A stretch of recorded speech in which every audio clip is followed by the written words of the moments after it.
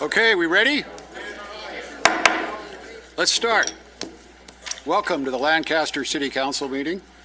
There's a rule, we gotta have fun. If we're not having fun, then we're gonna have to clear the room, I guess, right?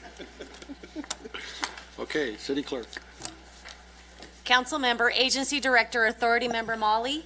Present. Mann. I'm present. Underwood Jacobs. Present. Vice Mayor, Vice Chairman Christ. Present. Mayor Chairman Paris. Here. We have a quorum. And who's doing the invocation?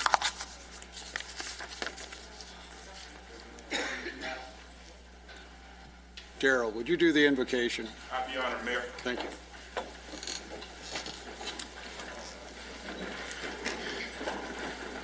Father, we thank you right now. We thank you for blessing us to live in such a gracious city. We thank you for our leadership.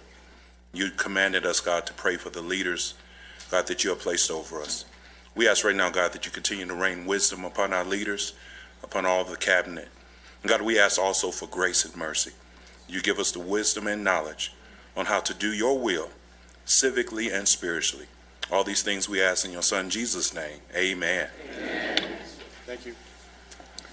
Mr. Mann, you want to do the pledge? If everybody would face the flag, put your right hand over your heart.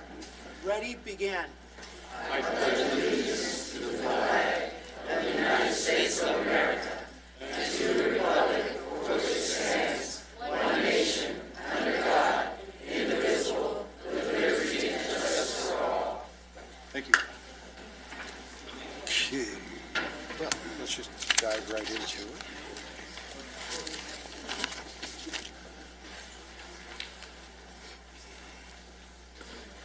I don't know if you're going to have any almonds when you get back.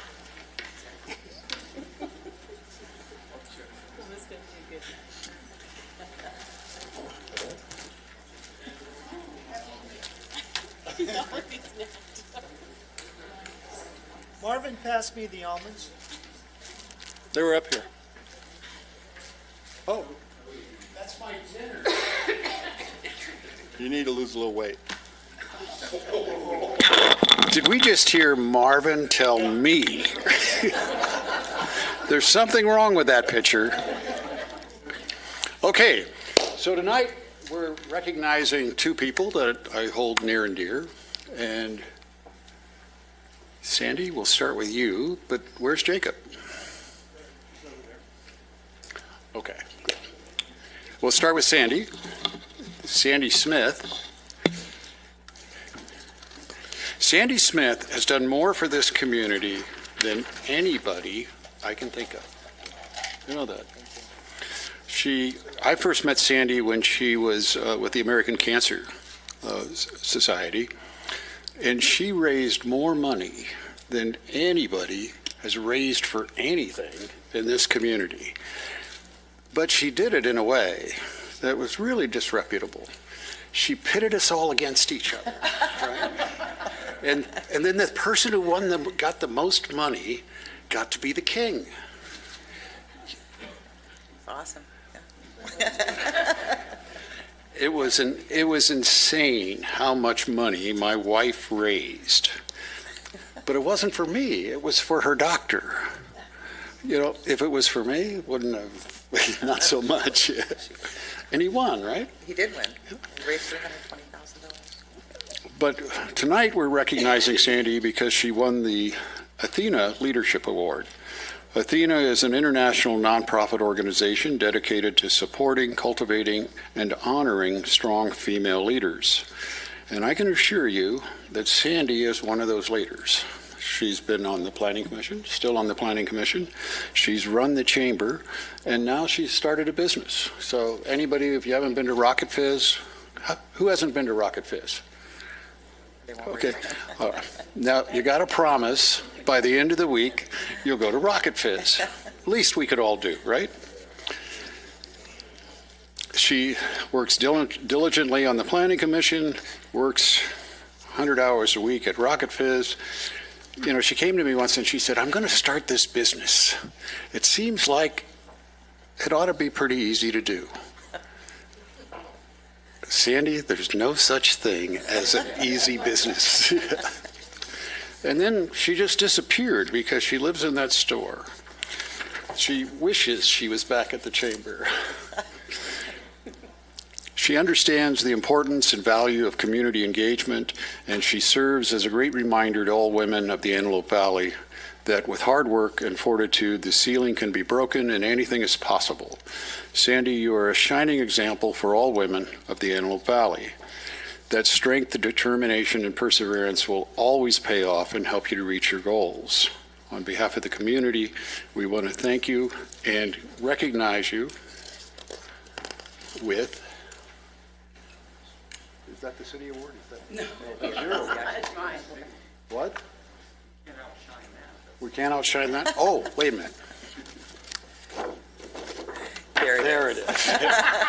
Now, had I known we were going to be upstaged, It's heavy. and on top of,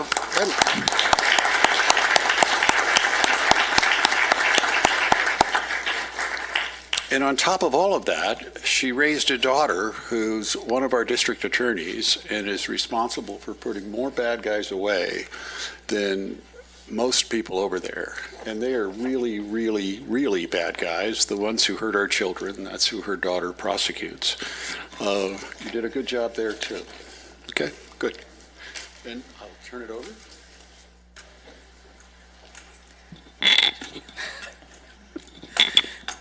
Stop it. On behalf of the Zonta Foundation of the Antelope Valley and Athena International, we are presenting you with your sculpture for being the 2017 recipient of the Athena Award. Thank you, It is heavy. There's a few other people here that are presenting for elected officials, or other elected officials, if you'd like to come out. Go sit down.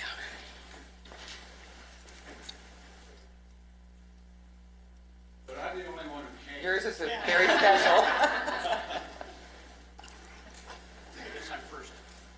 Yay. Yeah. I won't be last. From Senator Scott Wilk, I commend you for your many contributions and exemplary service to our community. Thanks. Thank you, Sam.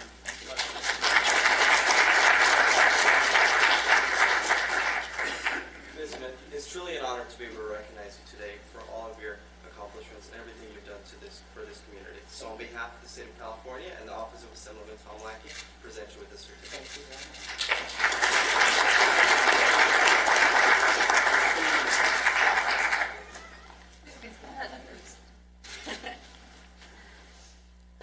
Hugs are important, and I have to completely reiterate what our mayor said. If any of you have been involved in any organization in this community of some kind, any kind, your paths have crossed with this woman, because I've watched her personally in action, and she is a force. She is a force, and we are to be thankful for that. So it's my pleasure, I'm Donna Tremere, on behalf of Supervisor Catherine Barger, to present her with this recognition for being this past year's Athena Award recipient. Thank you, Donna.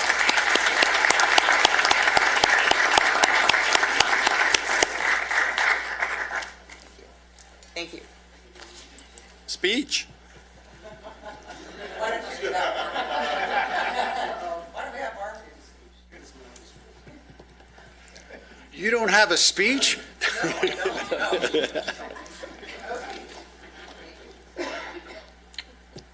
You know, right after I got elected, I would show up at places and they'd say, "You're the keynote speaker." Nobody would tell me I was the keynote. And you just have to pull it out, you know? It's like, that was that was the most difficult year. Okay. Tonight, in keeping with our ongoing celebration of the city's 40th anniversary, we are excited to honor another deserving recipient of our Community Contributor Award. I'd like to explain a little bit about what that is. It just happens in a community that we keep hearing about the same people who do great stuff. I mean, there's no taking that away. But there's other folks that have huge impact and never ask for any recognition from it. And so what we're doing is we're searching for those people. And they have to be people who have courage, have compassion, and love their city. And what I've noticed, I got a whole speech and I'll get to it, but somebody wrote for me. But I'd like to tell you why we picked the next person. There's a lot of people that just dive in and help. And then there's a lot of people that just complain. And they can find something to complain about. It doesn't take much. And then there's some people who aren't afraid to see what's wrong, but also look for solutions and come forward with them. And those are rare people. Those are rare people. And Jacob, you're one of those people.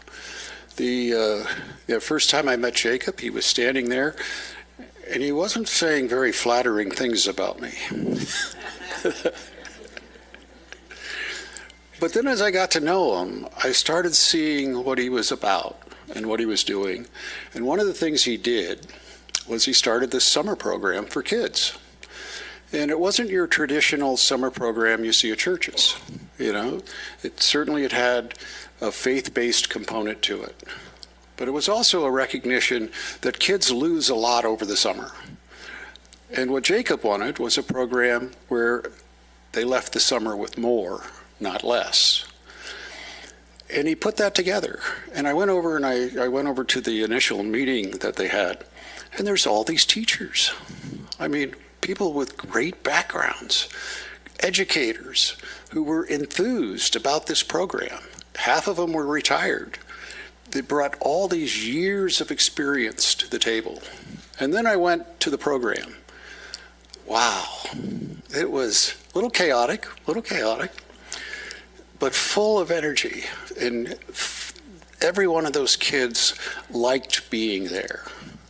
And the agenda for the day and the curriculum, you didn't give those kids a break. I mean, it was hard.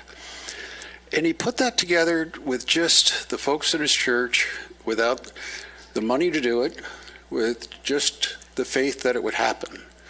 And we were proud to be a party to it. And I hope it continues every year. But most of all, I'm privileged to have met you and welcome you into the city, and wondering, where were you for the last 6 years? And we have a video that we'd like to play now.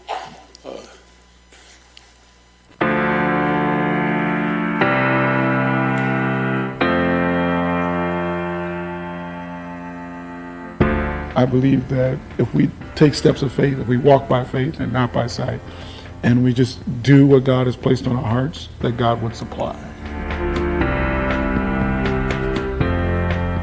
I was called into ministry when I was 23. Ended up moving to Kalamazoo, Michigan, and I was there for about 6 or 7 years. And then I felt that maybe it was time to try something different.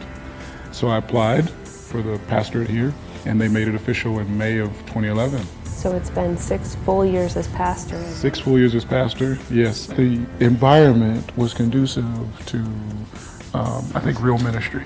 And I felt like if this church, because it's the oldest predominantly African-American church, if we got on track, then we could help everyone else get on track. And so that's kind of been in my heart for a while. The fruit of that, is what we're starting to see.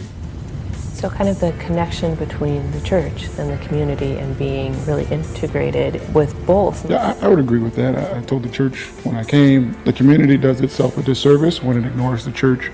But I think it's vice versa is the same, is that when the church ignores the community, it does itself a disservice because they're really there for each other. One of the challenges that I gave our church was, if we were no longer here, who would miss us?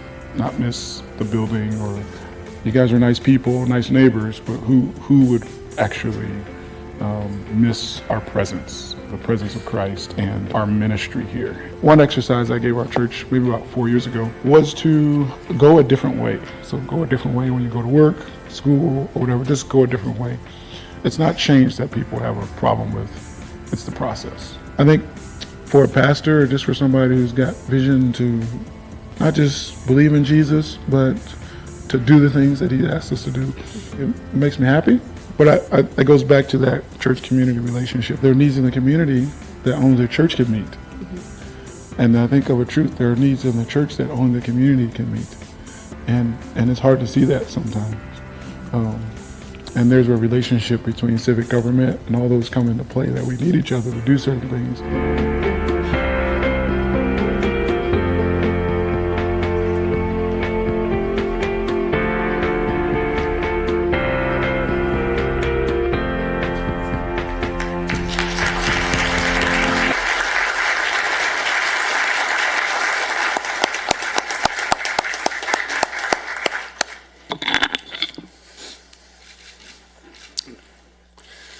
You know, this community is starting to take off, and it's taking off in ways that I really never dreamed would happen. And there really aren't any limits to what we can achieve if we just achieve them together and with people with ideas who are willing to dive in and say, hey, let's give it a try. And at the same time, not be a yes man. You know, it's that exchange of ideas that I think I'm reading Hamilton right now. Those guys knew how to fight, and they would argue and they'd fight with each other, and from that would emerge something that became our country. And I kind of envision our city that way. And you are one of those that I look forward to fighting with. Because what will emerge is going to be much better than what we started with.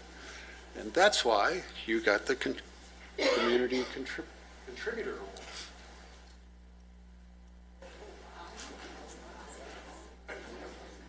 Wow. Pretty big, huh?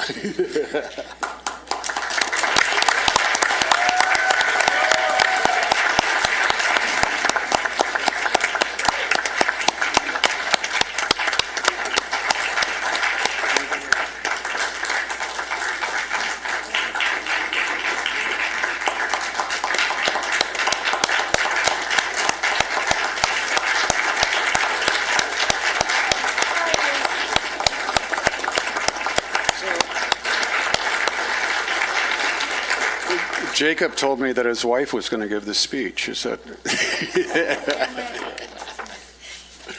And we have this thing up on the wall. And if you have anything you'd like to say. Oh, that's right. Oh, yeah.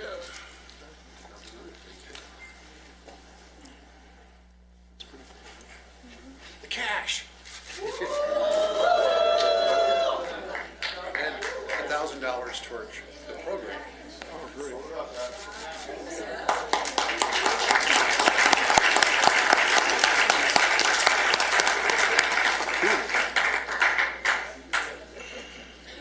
You know, this was the inaugural year of the summer program, and if you have children that could benefit that age group, this is really something they should do. You'll be happy at the end. And tired, yeah, tired. Good evening, everyone. This is my wife, Sharon, and we want to thank the city, want to thank the mayor, and our city manager and the staff. When we sat down and met, it was, we're not sure if it'll work, but we're going to do it anyways. And I want to thank our church. Maybe Growing Valley can stand up. There's quite a few of them here, and I want to thank you all for coming out. And, thank you. And I want to thank the new deputy mayor, Pastor Doris. Mayor Paris, you think you and I argue, you ought to hear us arguing. But the Lord was really kind, and we were able to service about 100 kids, and to do it for only $125 a child. And so we're hoping that we can start an after-school program and some other things. We had a partnership even with Antelope Valley Partners for Health. They provided the meals, so it really was a community effort. And so thank you, and God bless.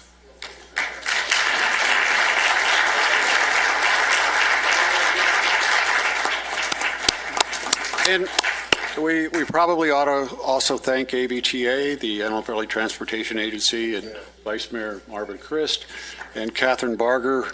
You know, it's kind of interesting when you start one of these programs, you got all these kids. Well, how do you get them to go anywhere? You need buses, you know. When we have a need, they filled it. And they gave us the buses to make it so we could do the field trips. And it was a community.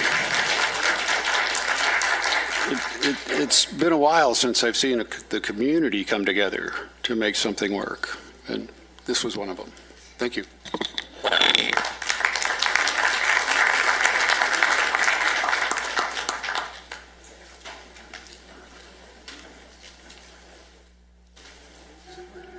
Yeah, he's in the back.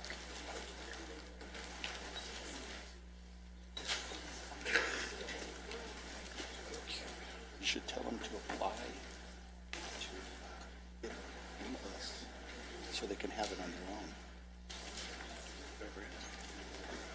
Hey, Jacob? Jacob? Daryl, tell Jacob that Marvin just told me the federal government has grants for buses. So if you all need a bus, you should apply. Okay? You too.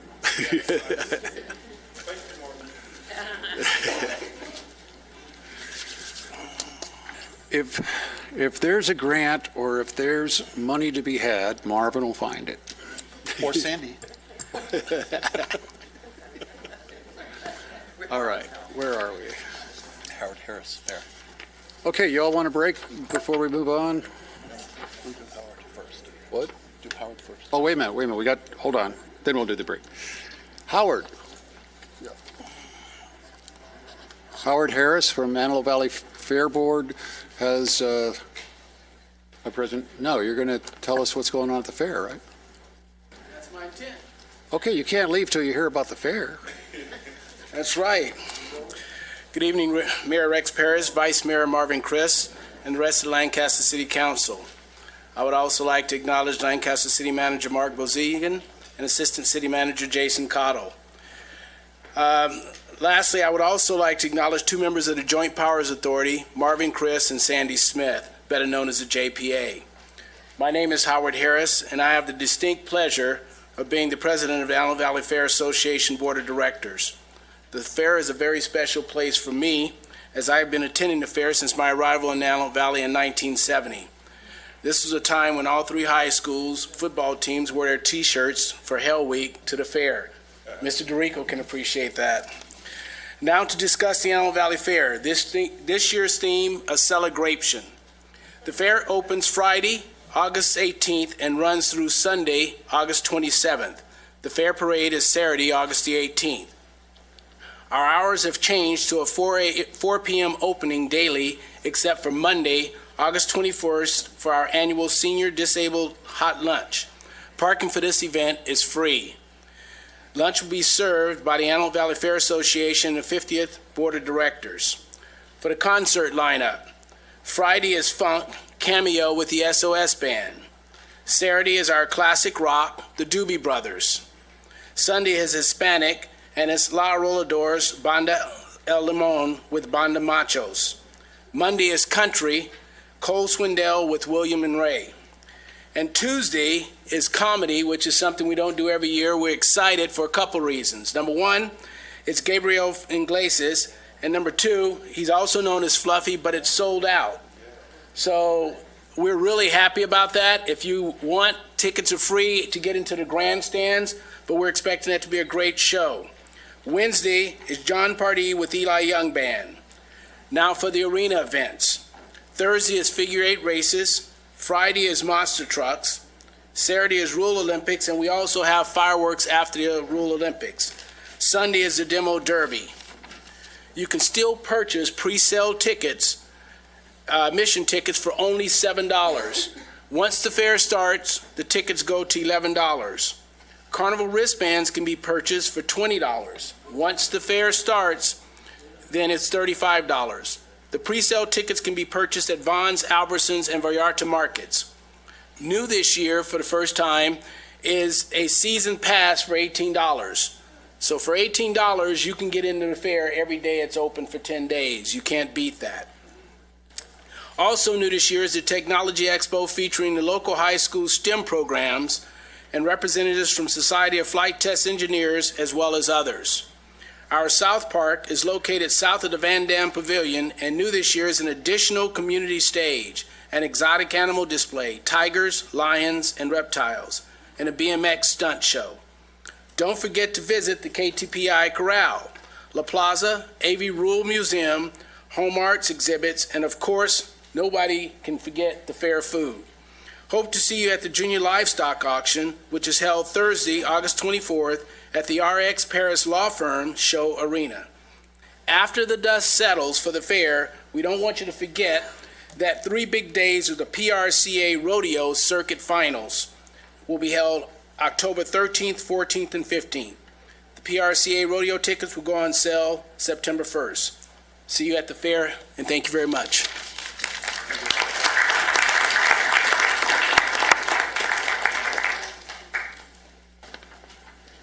Wait a minute. One day is $35 and 10 days is $18? No, the $35 was the wristband. I apologize. Oh. I should ask the question. Okay. So what does the wristband get me? The wristbands is for the rides. So you pay $35, and You're not going to let Marvin go on the rides, are you? we'll let anybody go on the rides, Rex. All you gotta do is pay. Still have Halloween for Rex? Thanks, guys. Okay, thanks. Okay, city manager, any items to be removed? No, sir. Do y'all want a break before we start? Yeah. Okay, let's take a break. About 5 minutes. Okay, let's start up again.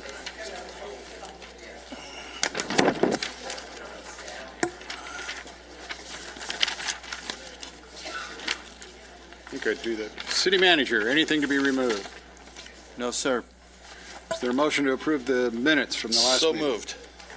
I will second that. All in favor? Aye. Aye. And I abstain, because I wasn't there. We have to pull CC9. Yeah. Yeah, Mr. Mayor, I have a conflict with CC9 in regards to living close proximity to the project. Are you good, or do you got to go? No, I have CC9 also, same reason.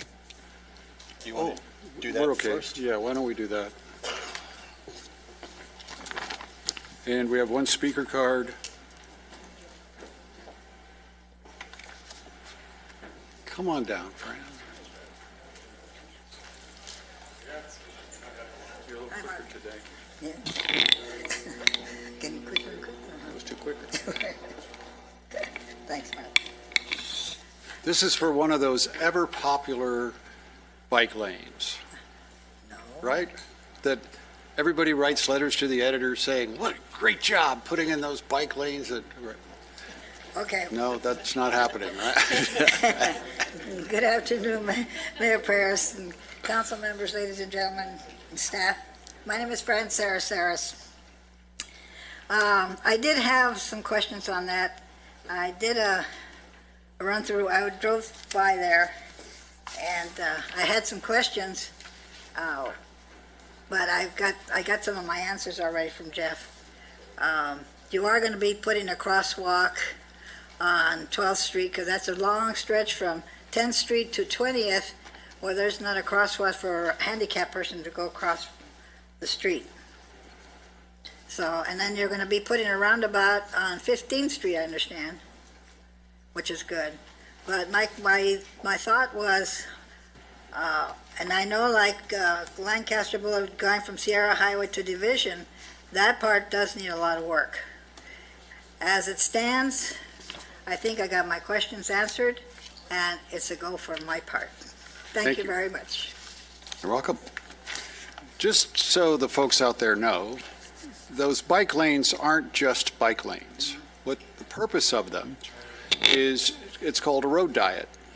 It's to lower the traffic speeds, and they figure out where to put them based upon underutilized streets that then result in people speeding and killing each other. And it's a safety function is what it is. And I totally get that there's very few bikes on there. That really isn't the purpose of them. The purpose of them is to adjust traffic, and it's called a road diet. Isn't that right, Jeff? Thank you. Okay. So is there a motion on CC9? I'll make the motion to approve CC9. I second that. Let's vote. It's unanimous with 2 abstentions. Yeah, would you?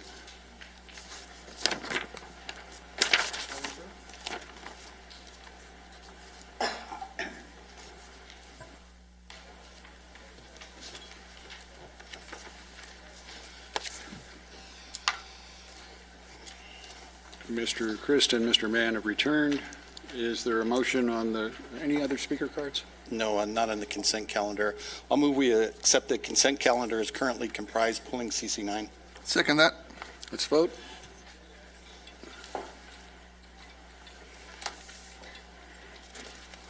And it's unanimous.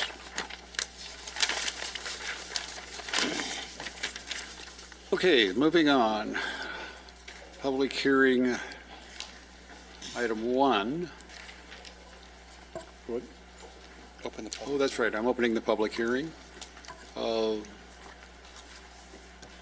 Who's presenting this? Mr. Ludicky will present this item. I'm sorry. Mr. Ludicky will present this item. Mr. Ludicky. Mr. Mayor, I think I heard you say you did indeed open the public hearing. I did indeed Thank open you. it. We were going to continue this, but I'm not going to. Let's just.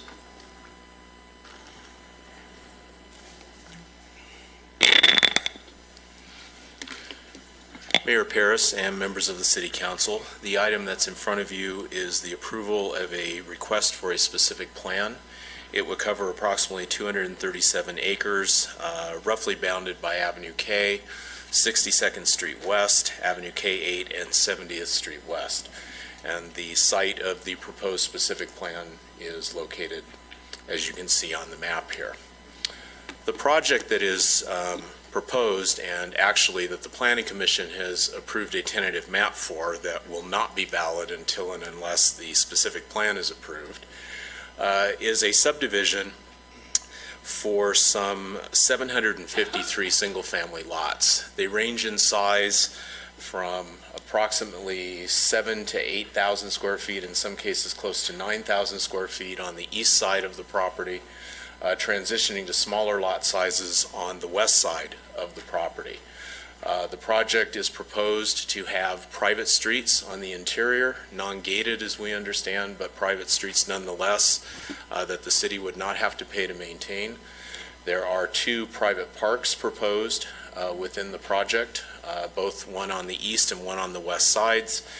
And there is a fairly large-scale drainage facility that, although it is designed to carry expected storm flows, is also designed as a recreational trail area and open space for use in the area. The project, as you can see, utilizes the city's current approach to traffic engineering, being that where we can create intersections that create smooth flow but slower flow, we do that. In some cases, that includes the installation of roundabouts as part of the initial construction of the streets. We also have bike lanes, meandering sidewalks on the arterial streets to encourage walking, and parkway systems that exist or would exist on the interior streets to the project. The project also has very good standards in it for the design and the treatment of the proposed dwelling units that would be built. In accordance with the city's design guidelines and requirements, architectural treatment would have to occur on all sides of the elevations.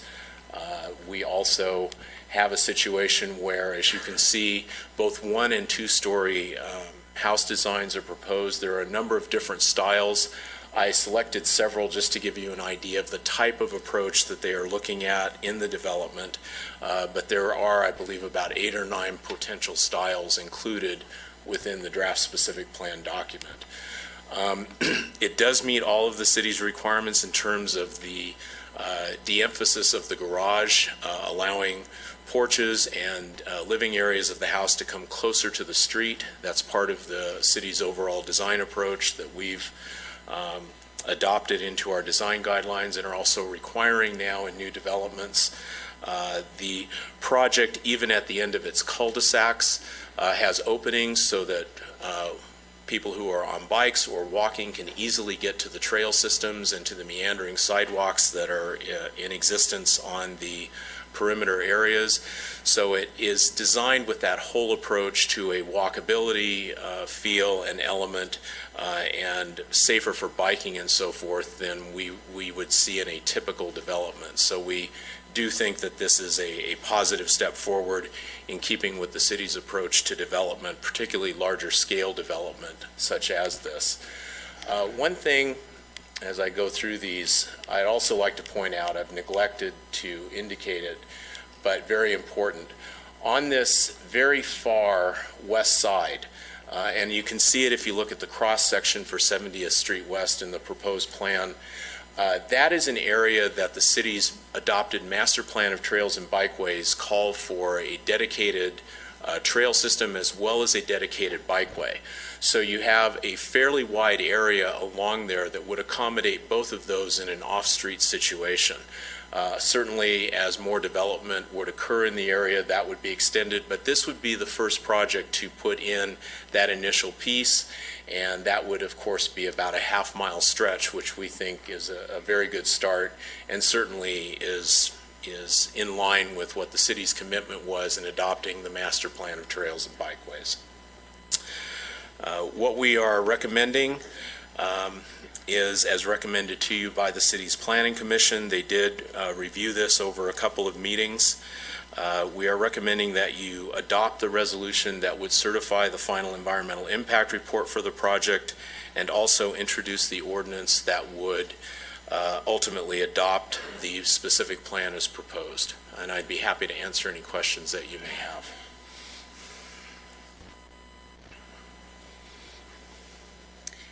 I'm wondering, could you tell us why the city chose to have the homes constructed closer to the street? The homes themselves? Yes. Yes. In all cases where you have the garages, they still have to maintain a 20-foot setback minimum, and that's obviously to provide a parking area. But putting the houses closer to the street does a number of important things from our standpoint. Number one, it creates a much more attractive street frontage. Number two, it encourages more interaction between the residents who live there and the people who are walking in the neighborhood. That's all part of what we learned in the preparation of our master plan of trails and bikeways that encourage better neighborhood cohesion, people learning each other, and we think that that is a very important aspect as we move forward. Design does affect how people use their environment, and we want to try to encourage that to be a positive neighborhood building, community building type of approach, and we think that getting that design right at the start is an important part of that. Thank you for sharing that. So why don't we just have a 20-foot driveway ordinance? Oh, as far as? Yeah, I mean, the setback, why do we have a setback? Why don't we just have, you need to have a 20-foot driveway? That's certainly something that we could look at. You may recall that in our commercial zones, we actually now have established build-to lines where instead of saying at least this far back, you have to come at least this close. So that's certainly something that can be considered even in the conventional areas of the city. Does it, now this is going to meet all the new architectural guidelines, right? Yes. It seems to. Yes. And what about the solar? They would have to meet the solar component. The city also, as you're well aware, Mayor Paris, has adopted a net zero ordinance requirement. All of these dwelling units would be subject to that at the time they pull the building permits for that. So they would have to meet those requirements. Any resistance to that? Not from the applicant, no. We talked to them obviously about the solar component early on when they began working through the process, and then when the city was going in the direction of the net zero approach, also told them be aware that you're going to be subject to this when houses are built. I'm a little bit concerned that, you know, we're talking about instituting a community workforce requirement with community workforce agreement. I don't want to delay the project, but at the same time, I want some assurances they're going to be negotiating in good faith for a community workforce agreement. How do we go about that? I would defer to the city attorney's office on that. If we were to impose that as a condition tonight, that would require that the matter be sent back to the Planning Commission, because that would be a material change, and then we would need to investigate that more thoroughly. However, if that were something that the applicant were to agree to on their own, then that would be something they could agree to. What do you mean by agree to it on their own? If they were to come up and voluntarily agree to do that, then that would be something that we could do. But if And we it were would be enforceable? enforceable as a condition, Yeah. if they consent to it, yes. Oh, that's easy. So let's bring the applicant up. Wait a minute, I have a question for Brian. Brian, on the parkway, the strip that goes through there, is that designated as a park? This drainage facility, Yeah. is that what you're asking? No, it's not designated as a park per se, but it certainly provides a recreational component. It both is drainage and recreational. Who maintains it? The city maintains the drainage part of it. In other words, we have to have the ability to go in and deal with the drainage. The homeowners association or whatever mechanism is set up from the homeowner's side would maintain the recreational trail system and the things that are in there. If we designated that as a park, wouldn't that protect the citizens that live there a little more? So the question is, because I have a question, how is that treatment supposed to be for drainage? Is that going to be with grass or no? Or No, with concrete? No, in the areas that would take the drainage, it has to be designed so that there are no obstructions and that it flows properly. Up on the areas that are higher, you would have a system of landscaping and other decorative features that would enhance the walkable nature of that. If you're going to have the applicant speak, they've done several of these in other projects, and he may be able to address it a little more definitively for you.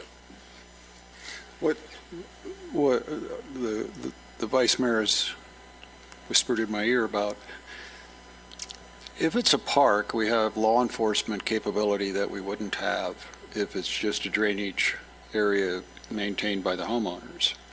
Meaning, we don't have pedophiles living in the neighborhood, right?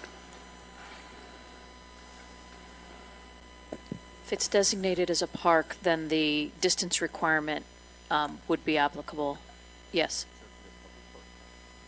It would have, I don't have the ordinance memorized offhand, let me look. What are the downsides of designating it as a park? And still maintain it as a drainage? There's a cost standpoint of who would maintain it. We could certainly probably get an agreement that says even if it's designated as a park, you can maintain it. But I think that, and that's what we would recommend. But also, Allison would need to look, because there's already two parks in there. If the law isn't a public park, just a park, you might already have the protection you're seeking. My concern is people actually setting up camp in there. Yeah, the next time somebody starts that, would you deal with it, please? Thank you. I understand what you're saying. A homeowner association may have, quite honestly, and Allison should probably answer this, more pull than making it a public facility. People have more rights to be in a public area than they do in a private area. Ah, good point. Makes sense. Okay, good. So if we could have the applicant give us absolute ironclad assurances. Mike White with CV Communities. I don't know. Well, thank you for allowing me to come up to speak tonight. I'm with, I think I may have said, I'm with City Ventures. We've owned the property for about almost 5 years now. We've been working very diligently with Brian and Jeff and the whole staff. And it's been a long process to get the plan to where it is today. We just didn't develop this overnight. There's a lot of time spent to come up with the best master plan that we think will be good for Lancaster. I know you have some other questions. A couple things I wanted to maybe point out just in this last discussion about the drainage facility. We don't have an exhibit, or maybe you do, but the old plan that was approved some time ago that was getting extended and extended every year was about the same number of lots, but they're all the same lot size, and it had a big park in the middle of it, and big, just right in the center of the project, and it was also a drainage facility. And so our idea is that we just think that water and parks and drainage don't really mix well in terms of storms. We get a lot of rain up here, heavy rain when it does rain, and so we wanted to separate those facilities apart. So this is why we have parks on either side of the project, so each part of the community can have a park to go to. They're a public park, but they're maintained by the HOA, so we're not closing anybody off. Just like our private streets, we're not closing anybody off to use the streets. It's just we're going to be maintained by the homeowners association. The drainage facility is that. It's a drainage facility. And so it has a trail system around it, but the intent is not to go down in it. It's to convey water from the south to the north and plant it with a more of a native planting so that it can be easily maintained, and it might get wet from time to time. It acts as a retention, a detention, almost a water quality basin as well. So it's kind of an element to get that facility in a place where it's safe and really out of public use. So I would kind of respectfully object to calling it a park, because I don't want to have... No, we're not going to do that. Okay, fine. We're good. All right. No, what I'm more interested in is the community workforce. Well, yes, and I just heard about this. So may I ask you a question? Of course. Can you explain to me a little bit about what this agreement or ordinance is? Well, I want you to negotiate with labor to come up with a community workforce agreement that the building industry, the building labor unions are comfortable with, much like the college recently did. And I'm just recognizing that we're getting ready to have this blossoming of this community. And I don't want it to be business as usual. And I don't want 10 years from now to be dealing with issues that we dealt with last time there was a building boom, meaning substandard work being done on homes. And there's also the issue of it being a local workforce that we're using that's trained. And we have agreements, well, not agreements, but assurances from the trade unions that they're going to be developing training programs up here. So that deals with your labor shortage that you're having. And I kind of wanted the agreement to be done with the entire building industry up here, because it will be something in stone for everybody once we reach it. But it will require some negotiations, and it has to be done in good faith. And unless you can give me a compelling reason why we shouldn't do this, that's what we're asking you to do. Well, several months ago, maybe 6 months ago, 8 months ago, even a year, the building industry worked closely with the city on your energy ordinance, which you just passed. And right. Just for the record, we didn't oppose that because as a home builder, we do a lot of urban projects, and every project that we do has solar. So we pretty much integrated that into our design or projects. And we don't think that the people who buy lots here to build, other builders, will have a problem with that. That's just, I think, the wave of the future. And it's just, I'm not fighting something that Sure. I think is actually good for the environment. As far as this agreement goes, if the city wants to negotiate a workforce agreement or any kind of agreement with the building industry that benefits the community as a whole, we support that. What I would oppose is if you made me have the only one in the city, because it puts me at a grave economic disadvantage than everybody else. No, and that's what we're not going to do. Right. So if it's that, I'll sit at the table. Okay. Just on a side note, I think the biggest challenge to building up here right now is there are no companies up here that actually do work. I mean, we're faced in an adjacent community bringing reasonable, affordable contractors are coming from Orange County to build up here. Now, the problem with that is it might be good because maybe they're the best price for us, but they have to bring that workforce 2 hours from Orange County or wherever, the Inland Empire, where they are. And you know, there's a whole community up here that I think is, as an industry, if we work together to develop job programs and things like that, have the workforce here, companies will come here, companies will hire people here. We're okay with encouraging our contractors to hire locally. There's no problem with that. As far as unions go, I mean, I personally am not opposed to it. I just want it to be a level playing field. I don't want to be forced to do something that nobody else has to do. I'm using the wrong frame. It's a community benefit agreement. But you got the gist of it, right? I got the gist of it. Always work in good faith with the I just think we have an opportunity to do things much differently and much more in a much more innovative fashion that is going to benefit the entire community. Yeah. And so I want to do it. And I agree with you that we need to do things that benefit the entire community. Okay. But it should not be at a cost. It should be at a benefit to the community, and that's both players. It's a benefit to me as the landowner, a benefit to the contractors, a benefit to the workforce. And as long as we go into that negotiation, then I'm okay. I loosened up on the setbacks, didn't I? I think this. I think there's enough room, especially in these bigger developments, to come to some understanding that does truly benefit everybody. Right. And, okay. And then the last thing I'll say is, I will work in good faith. I want to be allowed to move forward with my project so that, you know, when things change, they change, we accommodate, we move along. But I don't want to be in the situation where I'm at the table and my project is held hostage for that. I want to, just like with your energy ordinance, I want to be able to move forward. If it passes, we adapt and we move on. If it doesn't, we adapt, we move on the way it is. And that's the only thing I would want is treat me just like every other project out there. I think you'll find that if everybody negotiates in good faith on this, that you will find us a catalyst to you getting your project done in a more timely manner. But I don't think I have to go to the negative side for everybody to understand that, right? Again, as long as we're allowed to move forward in good faith, we'll work with you in good faith. We're a member of the community, even though we don't live here, but we have a huge investment, $50 million of infrastructure investment in this community, and fees and everything else that's generated for it. So it's a benefit. Hey, and we like working with you. So, Allison, give us the language so everybody's comfortable.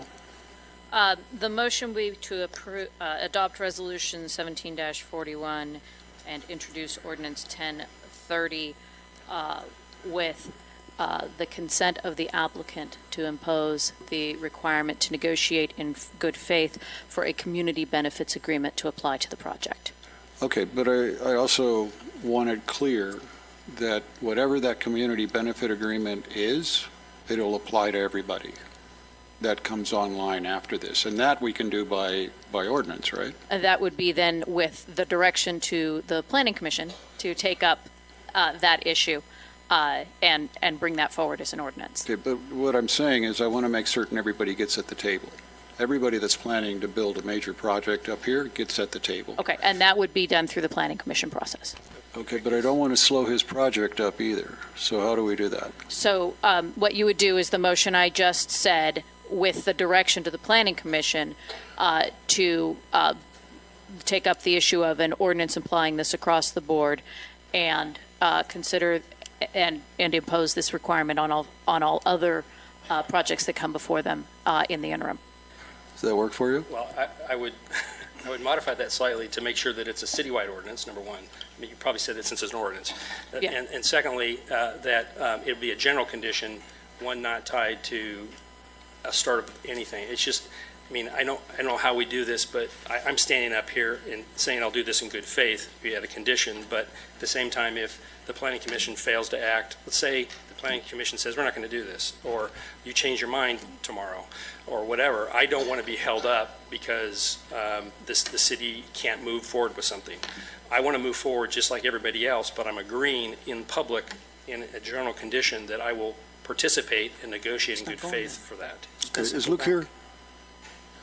You good with this? Come on down. Let's make certain we all know who everybody is. We've exchanged cards. Huh? We've exchanged cards. Okay. I didn't have a lot of time to talk to him since this all kind of Mayor Paris, can we just have a point of clarification? I want to make sure that if he's in agreement tonight, this is not going back to the Planning Commission, correct? Correct. This item is not going back to the Planning Commission. What would go to the Planning Commission is the consideration of bringing forward an ordinance for future projects and imposing this obligation on future projects. And I will accept any ordinance that happens, obviously I have to, but any ordinance in the future that may address this issue, whatever it may be. Okay. That's fine. All right. Okay. I don't want to cripple anybody here. I want everybody to thrive. I get it. But I do want everybody to thrive. We want everybody to thrive too. Okay, our great. success is tied to everybody in this community, so it Thank you. doesn't do us any good to not have that. So where'd Luke go? You done with me? You good with it? Make sense? Okay, great. Okay. Thank you. That's the motion, right? Wait, I'll get the speaker cards. Oh, we got to do the speaker cards. That's right. Mr. Reeves.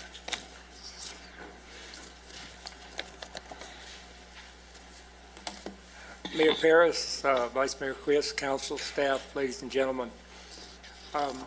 Today I was going to Palmdale to get my car serviced. I can't get it serviced in Lancaster because we don't sell that vehicle in Lancaster. But as I was going up 10th Street West, I looked up on the hills and saw all the housing up there, and I thought, you know, why can't we do that in Lancaster? Why can't we have all that nice new housing, you know, near our community? Well, we can.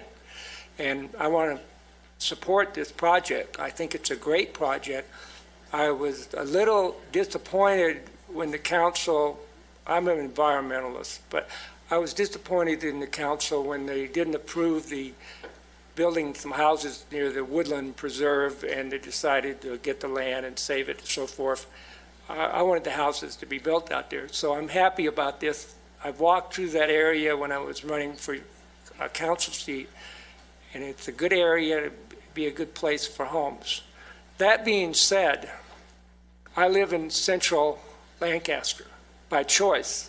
When I came up here 10 years ago, I could put money down on a KB home, but I wanted to live in a type of home that I grew up in the 50s. So I settled in the center part of town. Before we embark on a project like this, and by the way, I saw the city doing this today, we need to clean up the city a little bit and make it a place that you want to come to a house like this and live in. And it's not anything that's going to cost us a lot of money. It's just the city's going to have to ask people to clean up their yards, or they're going to be cited. The city's going to go out and do things on their own that's not going to cost a whole lot of money to clean up the town. We have 6-8 months before this gets started. We can start cleaning this town up a little bit. And by the way, I want to thank the deputy city manager and the new system they have where you call up and they give you a number and they follow that number to the project completed, and the city helped clean up some neighborhoods that I had. There's grass this high in one of the yards. There were trees blocking streets. The city took care of it. The city can do that. So before we embark on this project, please, let's clean up town a little bit, and then we can go ahead and build this beautiful project. Thank you very much. Thank you. Fran.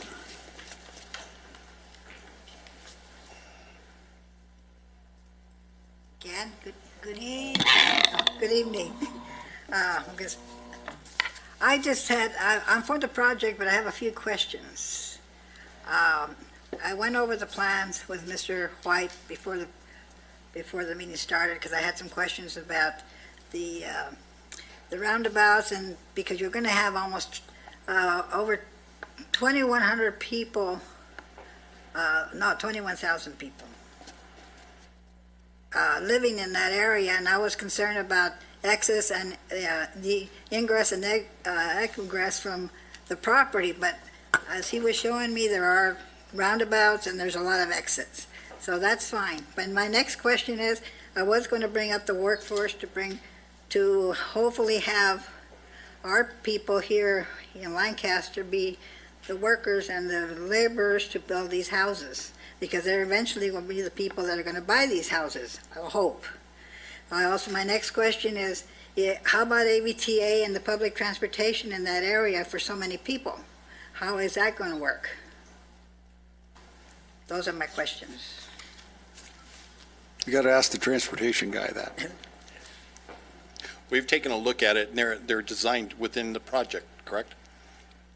So you're going to have transportation, but yeah, public we'll transportation? have bus stops there, and we'll make sure they have their regular transportation. Okay, and it's not going to take an hour to get from that to downtown, right? Well, it depends on the need, Fran. So Okay. if two people are riding the bus, Okay, I then, understand. we'll do that. But if we have Okay. all of them needing buses, we'll get them the buses that they Okay, need. that's what I needed to hear. Thank you very much. Fran, if they have 5 people on that bus, I'll be surprised. Thank you again. God bless you. Thank you. Well, it's true. There's nobody on those buses, is there?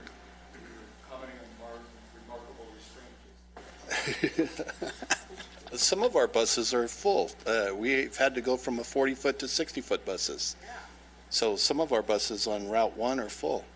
Well, yeah, but it's sort of like the fire trucks, bringing the big hook and ladder every time somebody has chest pain. I mean, right? I mean, couldn't we have economy of scale? Why do you do that, by the way? Uh-oh.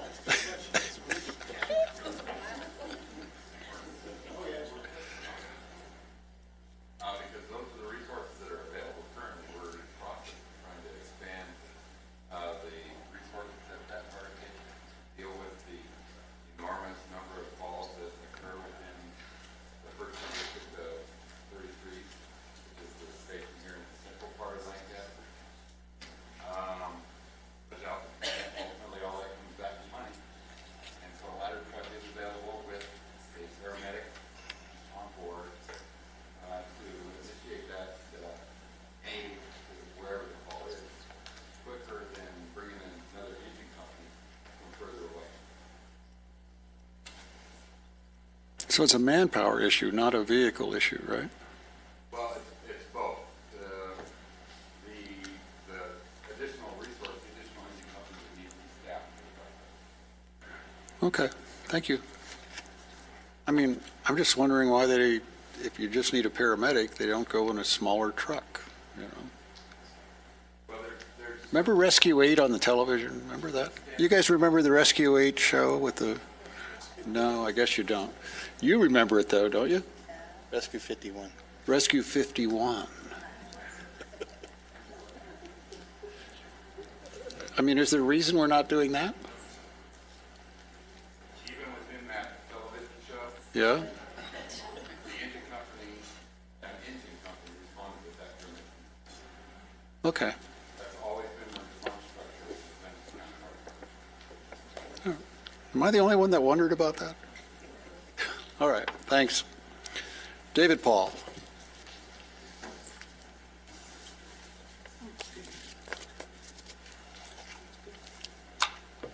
Mr. Mayor, Ms. Mayor and Council, good evening. I rise in support of this project. As Fran mentioned, we shook Mr. White down pretty good in the lobby about the project, and I came away feeling really good about his commitment to this community. So we need to grow, we need to prosper, and and he assured me we have the water. So I say let's do it. Let's build these homes and grow our community.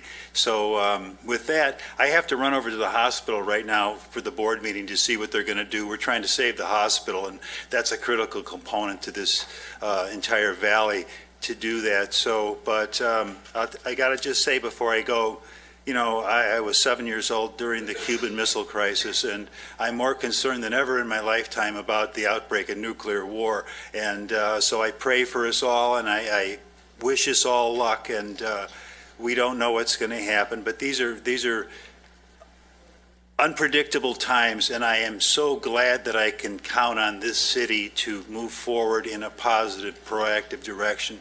Thank you very much. Thank you, David. Okay, let's close the public hearing. And do we have the motion already? For the sake of the clerk, I would ask that I restate the motion and to make sure that the council knows what exactly it is, if that's all right, Mr. Mayor. Of course. So the motion would be to adopt Resolution 17-41 and introduce Ordinance 1030 as stated on the agenda, with the added condition, with the consent of the applicant, to require negotiations in good faith toward execution of a community benefits program for this project. Additionally, the City Council gives direction to the Planning Commission to impose similar conditions on all pending applications and take up an ordinance to impose a similar obligation citywide. Do we need to include who they're going to negotiate with, or is that just implied? Or It's implied in a community benefits program. okay, great. Thank you. I'll make that motion. Second that. Okay. Any discussion? Let's vote. And it's unanimous. Okay, moving on. New business item.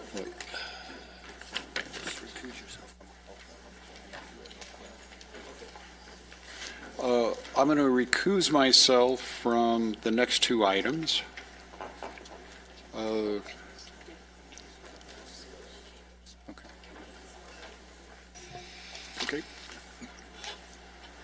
We have no speaker cards on NB1 and for NB1 for the ordinances. So need a motion and second. For the record, MB1A needs Do we need, 4 affirmative votes. do we need, can we take these concurrently? They need to be moved separately. Separately. Okay, then I will make the motion to introduce ordinance number 1031, amending section 2.04.030 of the Lancaster Municipal Code. I'll second. We have a motion and a second. Let's vote. It passes with 4 yes votes. All right, I'll also make the motion to introduce ordinance number 1032, amending section 2.04.080 of the Lancaster Municipal Code. Second that. We have a motion and a second. Let's vote. We have 4 yes votes.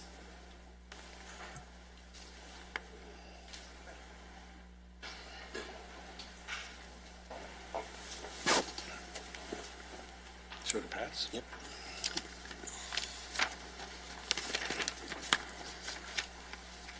NB2.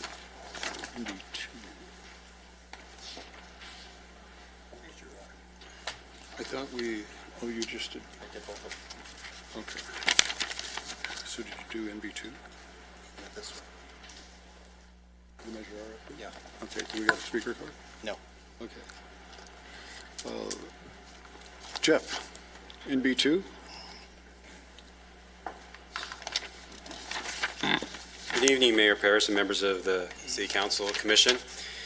So our Development Services Department is very excited to give the council and the public an update and a progress report on one of the city's largest projects, a $95 million project.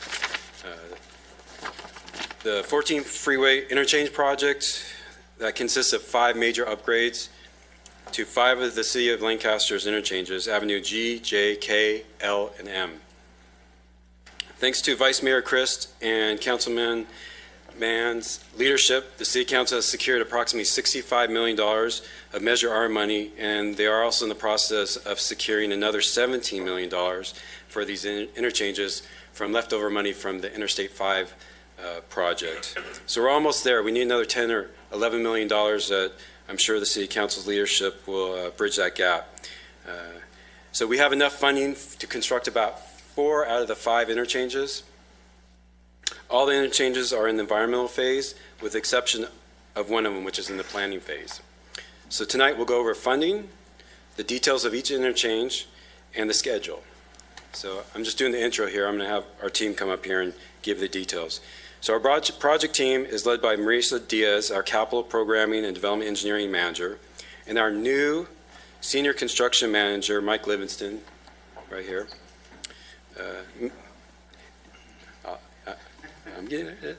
So, Mr. Mayor, although he's the new guy. I thought he was a developer. No. Yeah. So, although he's the new guy now, he's been around Antelope Valley for a long time. He came from Palmdale. He worked there for 11 years. You're trying to help him out here? Is that what Yeah. And he's also been living in Lancaster for the last 2 decades. So he does have a lot of experience, knowledge of Lancaster. I would just like to point out that somebody who works very high up in Palmdale chose to live in Lancaster. That has to tell us something, right? Go on. We're very excited to have him here. Because of his knowledge and experience, he's hit the ground running right away, has helped the capital program team out with no real gap. So we're in very good hands with Mike and Marisa on the project for managing these interchange projects. So we'll start off first with a video, and then we'll turn it over to Mike. Before that, I just want to say, too, that we actually were introduced to Mike a couple city council meetings ago. To my surprise, we needed a fill-in for the invocation, and he came up here and took care of it. So right away, we saw his leadership. So that impressed me a lot, and I think city council and the public. So he's ready to go. So we'll show the video.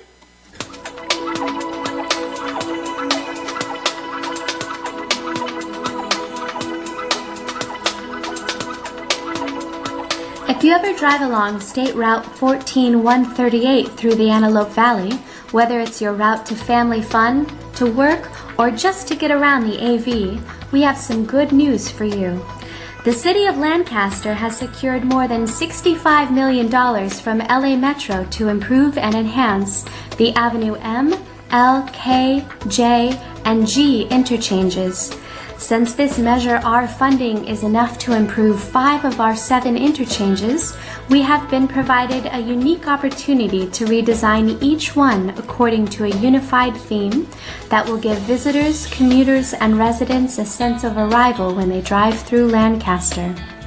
Over the next few years, these interchanges will be getting some major upgrades to make your driving experience as pleasant and convenient as ever. These new and improved interchanges will increase capacity, increase safety, and include beautification and landscaping improvements. They will also create jobs for our local workers and will result in a number of other economic benefits for our community. This 6-mile stretch along State Route 14138 is a vital corridor for the City of Lancaster, as tens of thousands of visitors pass through every year. It might be to attend games at Lancaster National Soccer Center or Big 8 Softball Complex. Maybe it's part of their commute to work at the Lancaster Business Park or Fox Field Industrial Corridor. Wherever they may be going, this corridor is important to them, and that's why it's important to us, that it be upgraded with state-of-the-art accessibility. Learn more about State Route 14138 Interchange Project and the city's various road improvement efforts at sr138lancaster.com.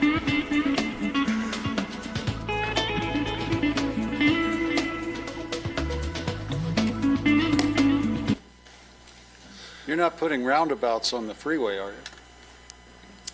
Those are definitely being explored, but not at this time, sir. Okay. Thank you. Good evening, Mayor Paris. Little joke. Look at it. Vice Mayor Christ, honorable members of council. My name is Mike Livingston. I serve as your senior construction manager. I'll be overseeing these Measure R projects, and tonight we're going to go over pretty much the life cycle of a project. Again, this is almost $100 million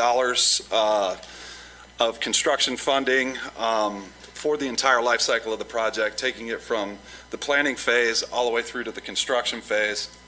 We'll go over the schedule, where we're at today, and we'll look at the budgets, both estimated budgets and then the actual budgets. So as we look at the life cycle of a project, it initially starts here with the programming phase. So this is where Mr. Christ and other members of council through the NCTC secured the funding of the $65 million. They immediately work in conjunction with Metro to program the funding. then moves into the planning phase. This is where we begin to take a look at each project individually and take a look at different options. And then we come up with like a preliminary study. And as we look at these options, we have to move it through the environmental process. And moving it through the environmental process, we take a look at all the different options that we've come up with. And then if there's any fatal flaws that would show up, that would throw it out or would disqualify it environmentally, then we would remove those options. As it stands right now, our projects are all in the environmental phase. Moving forward after the environmental, once we received an environmental document, that's really the birth of a project. Okay, so nothing, forgive me here because I'm going to speak in construction terms. Nothing really exists until we receive the environmental document. That's when a project becomes real. That's when you know the funding's locked and we begin to move forward into the design, right-of-way, and utilities. And then once those are complete, we move into the construction phase. So as we look at the corridor improvements, I've laid out on the schedule here, which we'll, as I jump to my notes here, forgive me. The number one question on everyone's mind, especially when it comes to these large projects, is, okay, you have $65 million. When are you going to build? Why is it taking so long? So what I wanted to show you tonight is the project sequencing. So I have the time frames from 2016 to 2021. That's what we're looking at. Okay, and then we have, in order, how we kind of envision the construction projects going. So you have Avenue J, K, M, L, and then Avenue G. Again, I'd like to reassure everybody that we are very close in the environmental process. One of the reasons why we're giving you the update is because the Avenue M project is actually ready to begin circulation of the environmental document for public comment. So as you can see, we're right on schedule with the following projects. Avenue L, we're beginning the planning phase. So that's at the beginning, but Avenue J, K, M, and G have all started the environmental phases, and they're at various stages. J and K are going to be submitted to Caltrans for their first review here this month. And again, Avenue M we're chomping at the bit to get that out for public comment. If you look to the bottom of the screen here, this talks about our public outreach. So as we go through the project milestones and we're taking a look at the schedule, one of the things that often comes up, I have these color coded. So the green is for environmental. Design is the yellow or mustard color, and then red is for the construction. A lot of questions come up with public outreach. A lot of people are very concerned. There's, Mayor, I understand that, we're very concerned here in Lancaster about the details, especially on these large projects, because we want to make them ours. We want the community to have input. We want their buy-in, and we want to build it and make it ours.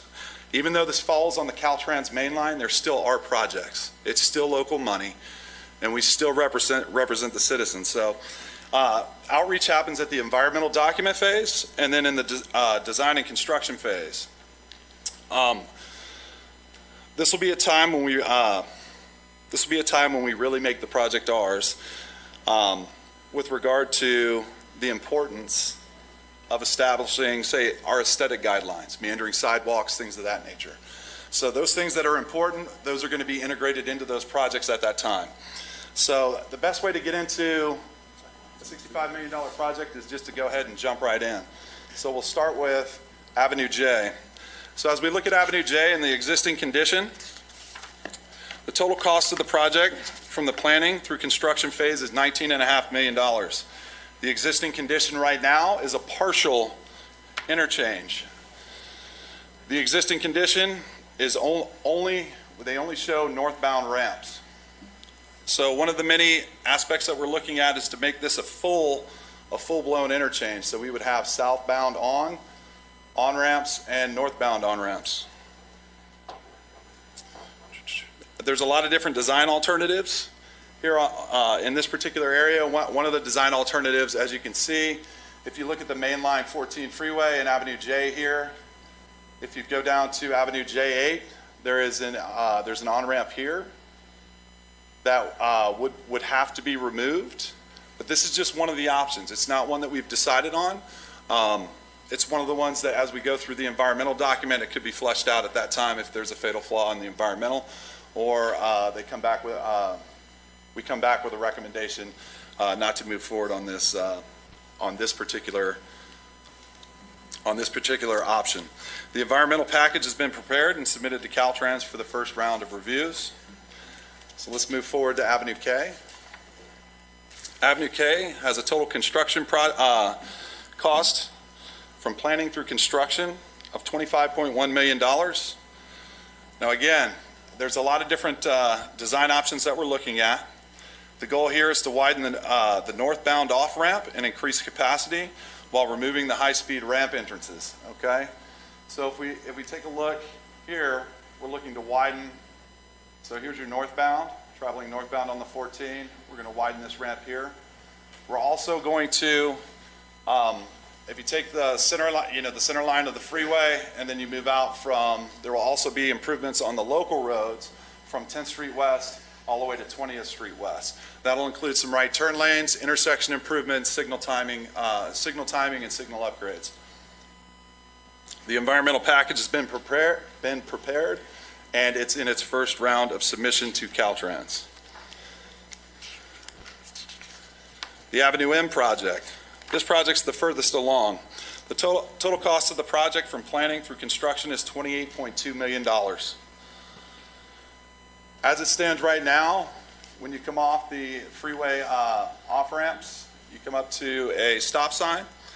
There's proposed various design alternatives at the ramp termini, so where the ramps end here and here, that we're exploring all kinds of options, from signalized options to roundabout options and things like that. Again, nothing's been decided on as of yet, but we're moving, as we move forward, the alternatives, we have several alternatives. Obviously, they would be moved down to one design alternative eventually. But that won't be decided until after we make it through the environmental process. The environmental document is prepared and ready for circulation, and it should be going out this month. So residents will be seeing that, and affected businesses. And as we move forward in this process, it'll be open for comment, and then we will incorporate those comments into the document and move forward. Moving on to the next interchange, we're looking at Avenue L. The total cost of the project from planning through construction is $8.7 million. What we're going to do is we're looking to adjust the freeway on-ramps and off-ramps. We're going to tee them up or square them up. And then we're going to remove those high-speed entrances. We're going to do some we're looking at doing some signal synchronization, as well as some intersection improvements, while also adding bike lanes and pedestrian improvements within the existing right-of-way. Also, we're looking and exploring to adding a second left turn lane into the Costco, and then improving the intersection here at 15th Street West as part of the upgrades on the local roads. Jumping into Avenue G. The total cost of this project from planning through construction is $11.5 million. Right now we have existing stops on the ramps, and again we're looking at various intersection design alternatives at the ramp termini, both here and here. And then also we're looking at doing improvements along the local roadway from 10th Street West through to 25th, with some various striping upgrades, some roadway widening, and again, ultimately 2 lanes in each direction with a center median. So let's take a closer look at the budget. So as we look at the budget, the current estimated costs in total in millions of dollars. As we went through, the total cost right now is about 93. Now these project costs, they do change. They do increase and decrease based on various things as they're flushed out through the design process, such as the removal of transmission poles, whether they're in franchise or not. Those are some of the constraints. So as you look at the number, we look at the number and see, 93 is a big number. Now that number could go down or it could go up. It's just based on, it's based on the things that we uncover as we move forward through the design. Mike, I have a question. Yes, sir. The Avenue M project, is Yes, my sir. understanding it's a joint project? It's a joint project with Caltrans Palmdale? and Palmdale. Yes, sir. And it's still costing us 28 million? Yes, sir. So the total intersection's 56 million, For, the total project? hold on one second. Are we talking about Avenue M? You shifted gears on me, sir. Yes. Avenue M project is, I'm reading 28.2 million. Yes, sir. Okay, is that total project? That's total project. So our share is only 14. As it stands right now, Marissa, if you could help me out with this. So, Hope so. That's pretty expensive. Hi, I'm Marisa Diaz. At Avenue M, we actually share with Caltrans, Palmdale, and the County of Los Angeles. So 28 is for the entire project. And so, yes, it would be, you could divide it up between the agencies. We will be, Why are we doing this? What are we hoping to achieve other than changing intersections around? there's a couple reasons. One, that the freeway is a entry to our community, and as Mike said, we want to make each of them ours. A lot of them don't function. The Avenue M is a very poorly functioning interchange. So you do it for now and in the future, but if you do it right, you integrate it into the community working with the businesses. The other benefit to it, which we haven't highlighted, is you get to improve the local streets within a mile on each side. I'll give you an example. Avenue K is the entrance to our city. It is not the prettiest entrance when you come into our city. We want to make it beautiful. It's how you get to the hospital. It's how you get to our community. It's how you tell people to go. That's the benefit of it. And the main benefit is it's the money that is directed from Measure R for our community, and it's designated for Highway 14 only. So we can't use this money for anything else other than Highway 14. So that's why we're doing the joint project with Palmdale. And this comes out of the $200 million that we saved from the STIP funds that they did Highway 138 from the end of Palmdale out. And to read Vice Mayor Chris' mind, we do plan on, once we get it, we're pushing the projects because quite candidly, we're ahead of all the rest of the folks. When we get to that point, if it's a joint jurisdiction, we would go back to them and say, hey, guess what? It's 28 million, you're going to pay 10, you're going to pay 5, and those. Avenue M, I believe, is the only joint jurisdiction. Is G No, joint? Avenue G is as well. We share with the county. Okay. But we were also looking at adding bike lanes and that to some of the overpasses and some of that other issues that, because at the time we did this, we were doing the bikeways and we added that for those reasons. But just so everyone's clear, this money couldn't be used for anything else. That's correct. It has to be on Highway 14, and there is latitude in the direction that we can use the money on local surface streets for up to a mile, going to and from the 14 freeway, and because we're expanding capacity in the off ramps, so we have to upgrade the local streets. So that's another benefit that we have. Figure out a way to put a sound wall between the freeway and the park. Okay. We'll definitely take a look at that, sir. Thank you. Forgive me if I misunderstood, but I thought that Mr. Hogan said that earlier that we were short approximately $10 million. Yes, However, if it's half of the 28, are we now, will that still be correct, or has that changed the figure? I'm sorry. You are correct. If the other jurisdictions put in, that would not be. We would still have our 65 plus, if the council approved, which you have not appropriated yet, the 17 that we expect to get, and we got other people to put in, then we would fund it. If we didn't, they're actively searching for grants as well, too. So we will get there. It is very likely that Avenue G would be the last one. It happens to be $11 million. It's probably the least needed right now. Thank you. Mike, going back on Avenue K, Yes, sir. whenever college start, that's the biggest problem when the off-ramp. So I was trying to find that you guys adding another, going back on Avenue K, Yes, sir. exiting and going to college, that's when the most issue we have, like whenever college start. So how are we going to approve that? Like, what are you guys trying, yeah. Can you let it go over, please, again? Yeah, so what we're looking at here as we, you exit the on-ramps, or excuse me, the off-ramps here, Right. southbound and northbound, we're looking at expanding the capacity there, adding Okay. left turn lanes, and then we're increasing capacity, going both westbound and eastbound. So we are not adding another, I mean, we want to be able to expand over there, the Avenue K. Yes, sir. Okay. We are looking at being able to expand there, and those options are being fleshed out. All right, thank you.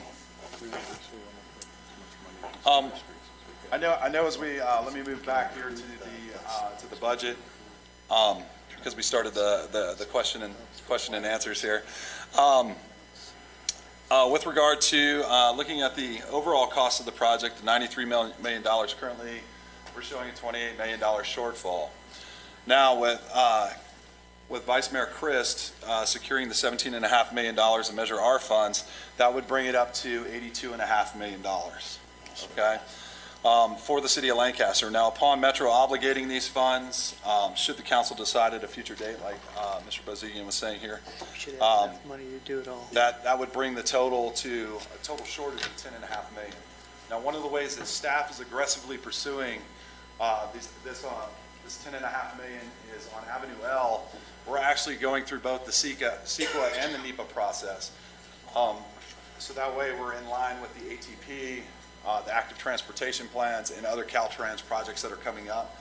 So that way, we're not just doing a CEQA document, we're doing a NEPA, which this project would qualify for. So understand that staff is aggressively positioning ourselves, knowing that there's a potential shortfall, that we would go in and start applying for these grants with a project that could be potentially shovel-ready.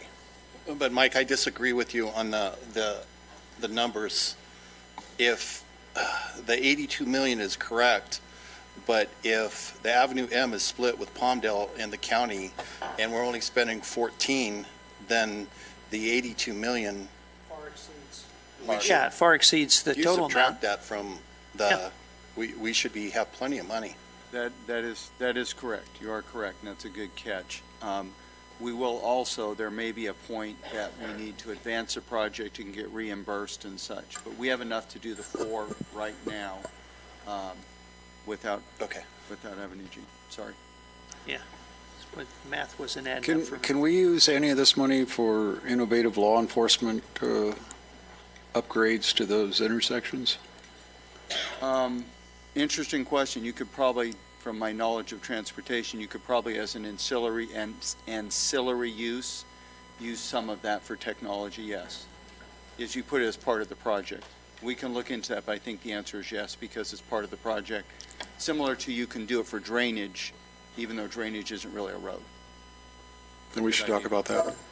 Do we have any schools that are in eyesight of the freeway? We get pretty close. I know there's an iLead school located at 20th West.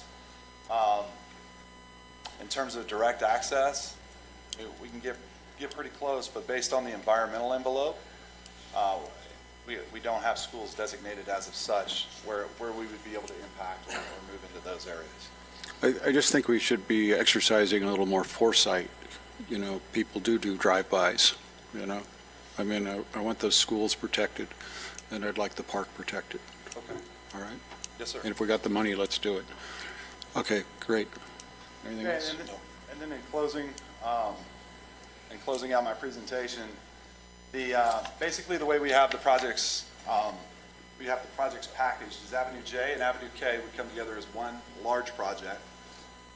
Based on project sequencing, we wouldn't be able to close 2 consecutive ramps. Caltrans wouldn't allow us to do that in terms of the construction phasing. So we have 5 projects that are 5 project locations total broken out into 4 projects. With these 4 our intent here is not just to hit a home run on one or two, but we want to hit a grand slam. So we want to knock it out of the park. We want to build all these projects. So if there's any other questions, be happy to take those. You lived up to the billing.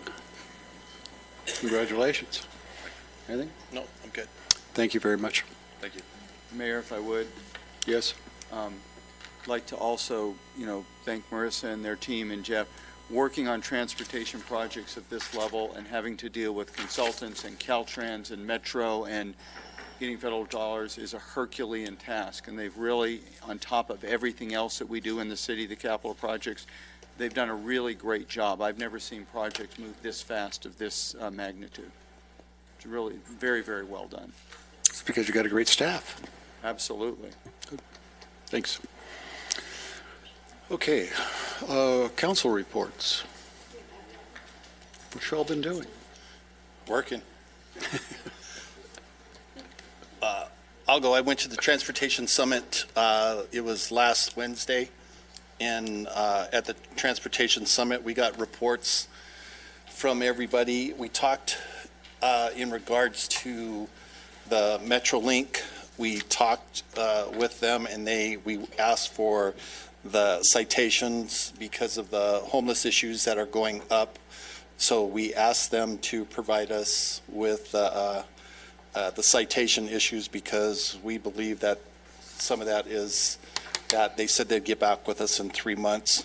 So we asked them if they could shut down the MetroLink till they got that resolved for us. So we didn't hear anything on that.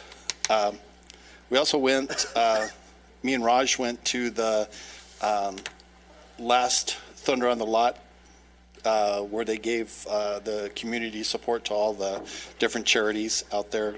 So we went to that. We cooked the food, so it was good. It was sad to see Thunder on the Lot close, but maybe we could do a presentation to Ron and Yvette for what they've done to the community. So I think that would be good for somewhere in the future. Didn't we give them a key to the city last year? Just a thought. Okay, I'll give them another one.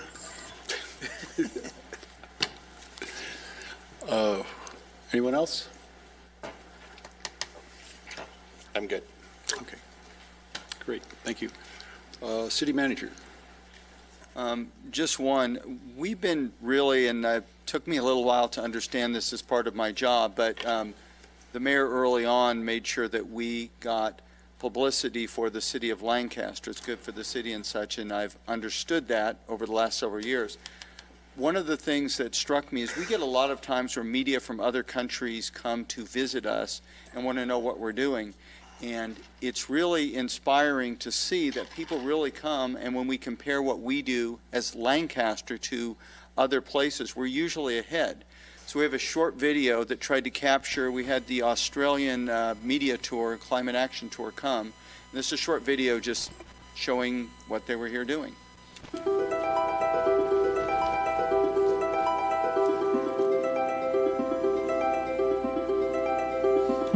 The Climate Council of Australia recently visited the city of Lancaster and met with Mayor R.X. Paris. The goal of the Climate Council's visit was to find out how local initiatives can have a big impact, not only for the good of a city's residents, but for the environment as well. A number of members of the Australian media accompanied the Climate Council with the goal of being able to share the City of Lancaster's many successes. After an initial group meeting, the various media outlets conducted one-on-one interviews in order to gain a better understanding of the city's sustainable energy initiatives. Now we have an ordinance that any new housing has to be net zero. I mean, you can turn that house on without going on the grid. Immediately following the interviews, the guests were provided a tour of BYD's North American electric vehicle manufacturing plant located in Lancaster. From frame fabrication to finishing touches, the group learned of the many steps involved in building an all-electric powered bus. The final product of the tour, one of the many Antelope Valley Transit Authority buses, all set for final testing before delivery.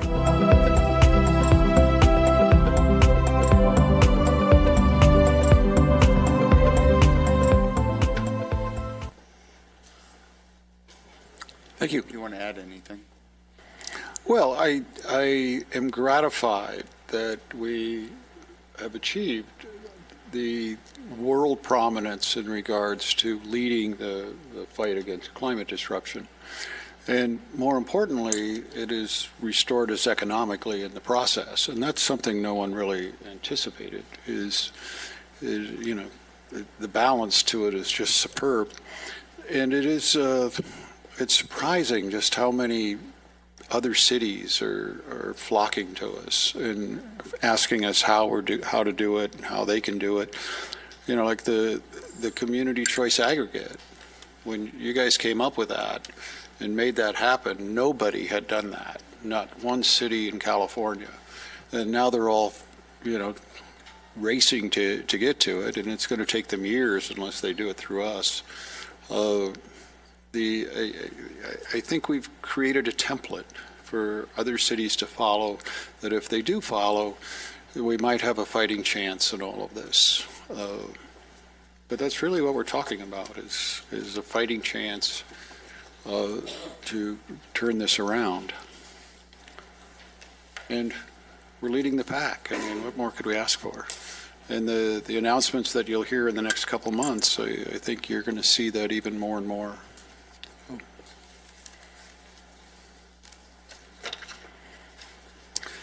Anything else? Anyone else?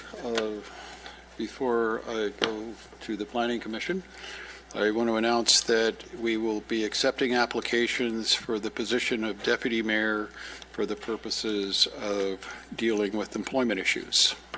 And we'll be appointing that person in 2 weeks, or 4 weeks, I guess, right? We don't have a meeting.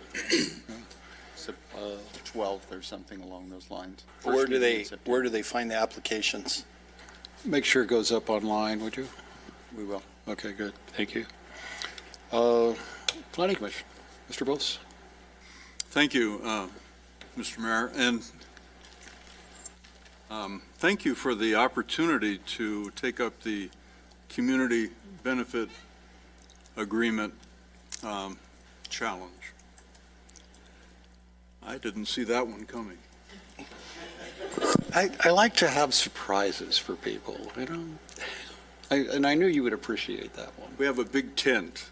That's right, a Planning big tent. Commission, so we're happy to take up the challenge. As you know, on July 26th, there was a vacancy on our Planning Commission. Former Commissioner Coronado resigned. Prior to that, my colleagues and I raised a number of concerns about his inability to attend our meetings for the last year or so, and subsequently he chose to resign. We're glad he did, and now we have an opening that the Mayor and City Council can fill as soon as you'd like. We have 6 very active members, and we're looking for the 7th. At our upcoming meeting next Monday here in this chamber, we'll be taking up 7 tentative track map extensions. We'll be looking at a general plan revision for the master plan for complete streets. And we have a number of conditional use permits, one of which is a proposal for a gaming arcade on the boulevard. That's a new one for us, so we'll be looking very closely at that. Additionally, we have 3 medical cannabis cultivation facilities, which I've mentioned before. There are 3 separate applications, all from the same, not exactly the same entities, but proposed by the same individuals.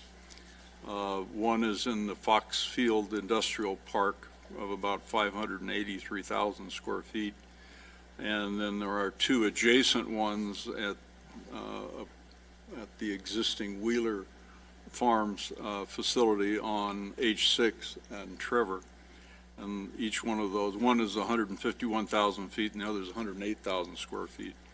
So that ought to be a fairly lively meeting. We've actually scheduled 2 nights, Monday and Tuesday, in case they run over, but based on our meeting last night, our special meeting last night, I doubt that they will run over. You never know, though. So that's about it. Thank you. Any questions?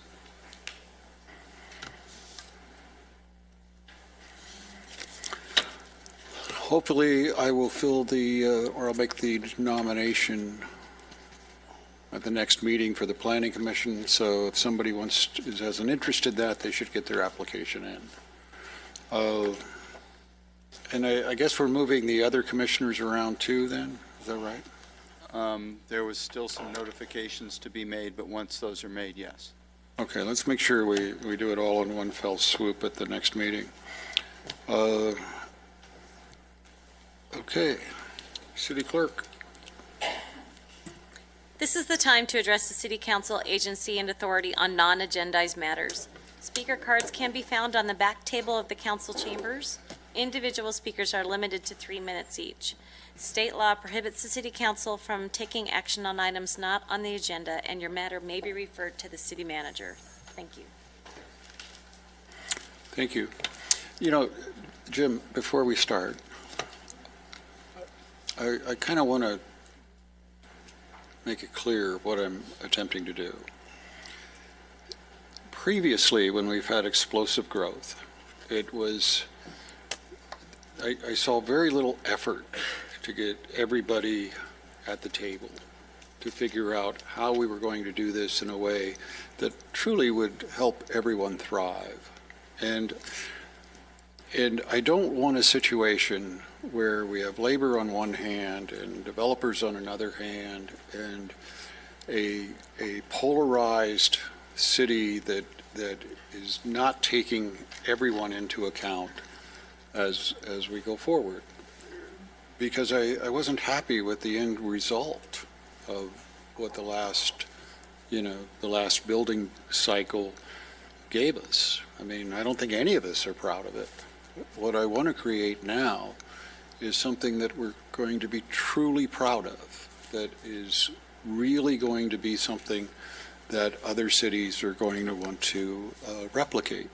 And I don't know how to do that unless we put everybody at the table and everybody have an equal voice, not an equal decision, but a voice as to how it should look and how it should feel, and who should actually build it. You know, I mean, I want local people employed fully. I don't want anything less than that. Okay? Very good. Yes, definitely. And, I would agree. When folks are in an adversarial position, they tend not to think clearly. They get angry, and it disconnects the brain, parts of the brain, I think. And I've done it. Not pleasant. The outcome is not pleasant. But you've given us the opportunity, and I'm sure, I'm positive the city staff will certainly rise to the occasion. Our colleagues, my colleagues, certainly will. But you are correct. Give everyone an equal voice, but ultimately the decision stops here. I agree with that. And we certainly haven't hesitated to make those decisions. But Brian, that project we just looked at that's 10 times the project we're used to seeing. I mean, that was a huge accomplishment. And he's not 100% happy with us, but he seemed 80% happy with us, didn't he? Okay. Thank you. You're doing a great job with that. I'm really happy with the progress we're making. Okay. Now, with that having been said, Shannon, come on down. Oh, you guys made me so happy already this evening.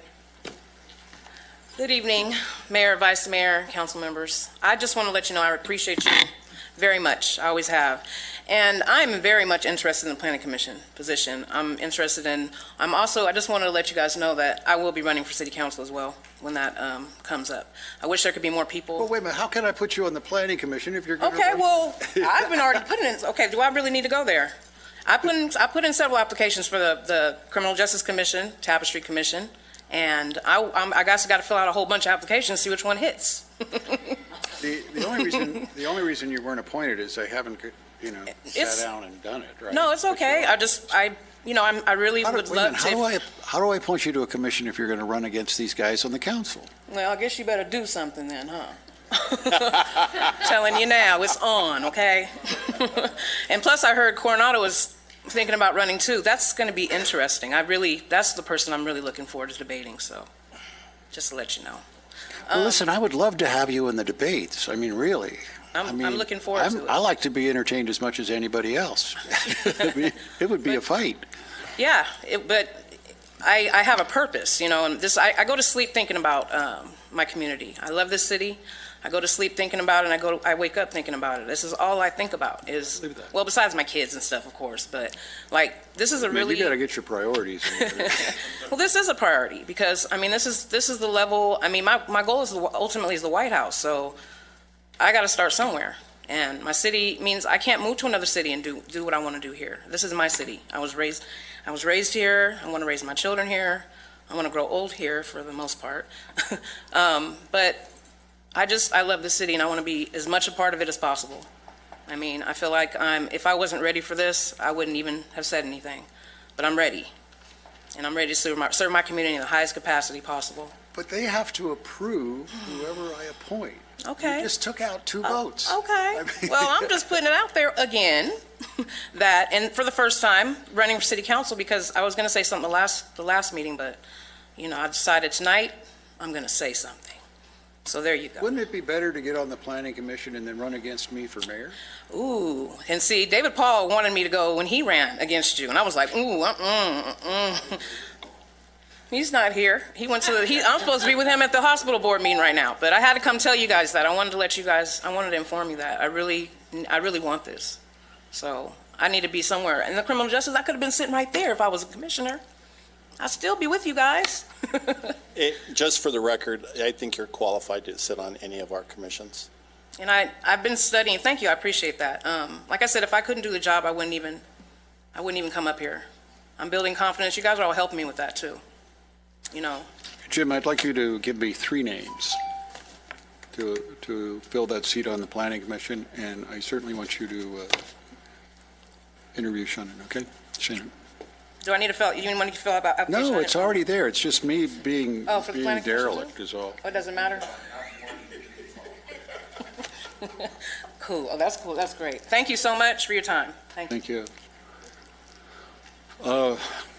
Dennis Anderson.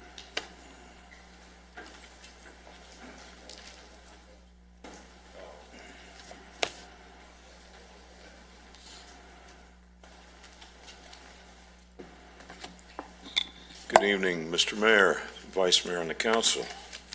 And happy to be here. And I was thinking about the prayer tonight about wisdom and mercy. And so can't have enough of it. But I'm here to talk a little bit about homelessness tonight. And not in a way that beats anybody up. I believe in solutions, and I believe in affirmative problem solving.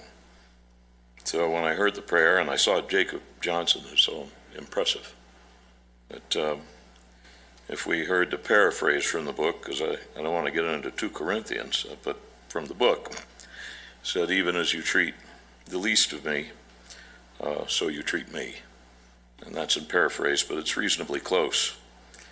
What I wanted to say was to commend Grace Resources for the great work that they had done for all the years that they have done, for their efforts and for the passion and skill that they applied to running the shelter. And I was able to work there for about 6 months, and every evening that I was there, their staff was an inspiration. I do remember the first homeless man I spotted from the unit I deployed with to Iraq, and he was resettled into housing and purpose in life fairly quickly by the Military Resource Center over at Mental Health America. And in the time since, I know a number of veterans who have passed through that program into housing, and many in a return to work in society. So homelessness doesn't have to be a static condition. So I wanted to think a little bit about the 100 who are, give or take, sometimes it's 65, sometimes it's 85. They're not the same 100. They pass through the shelter and are there for a few nights, and then there's another 100 and another 100. So they are hundreds. And my sense and my experience living in our communities is that they don't all move out onto the desert. Some of them move closer to town here. And that's a consideration and planning for the future. So to finish, I think the way ahead is that if local voters rejected the shelter tax, county voters approved Measure H, and I agree with Vice Mayor Christ that we have to fight for equity on the distribution of those Measure H funds that could help us. Finally, that the City of the South has to stand up and take their part and do something along with the work that the City of Lancaster had done for many years. And finally, that the consortium that Supervisor Barger stood up has great potential for bringing the relevant parties together to achieve a solution to this particular problem, and as we face it right now. So those are my thoughts, and thank you for the opportunity to speak here. Thank you.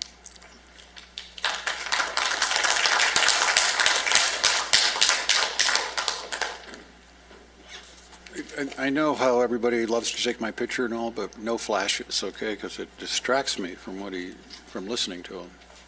Thank you. I was meaning to be humorous with that. Just not doing well with this group, am I? They were taking Angela's picture. Oh, I should have known. Michelle, come on down.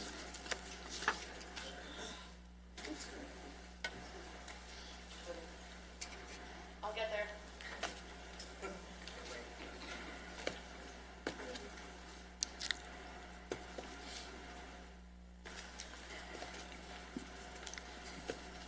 Good evening. Hi. I actually wrote something that I'm hoping I could do in 3 minutes and enunciate. In 2015, I attended a press conference to announce the creation of a brand new homeless shelter that was set to open at the old hospital facility on 60th West. The facility was to be open at the very end of the same year. This was in regards to statistics showcasing the increase in the homeless populace, which has in fact only further increased in the past 2 years.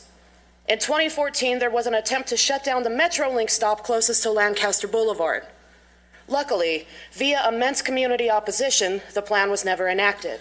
Michelle, hold on. I'm going to give you more time. But no. She's talking to me, and she's talking to the council, and we're going to have a discussion, and I don't care whether you like it or not, okay? Now, Michelle, the Metrolink, it had nothing to do with community opposition. What it had to do with is the county, or actually the Metro people, stepped up and did what they were supposed to in face of me getting ready to put a fence around the Metrolink. That had nothing to do with the community opposition as to why that stayed open. The reason it stayed open is because they put security on the trains, they enforced the ticketing requirements, and they rehabbed the entire Metrolink facility. But it took us telling them we were going to close it down to get the Metrolink people to do something. But it had nothing to do with community opposition to the plan.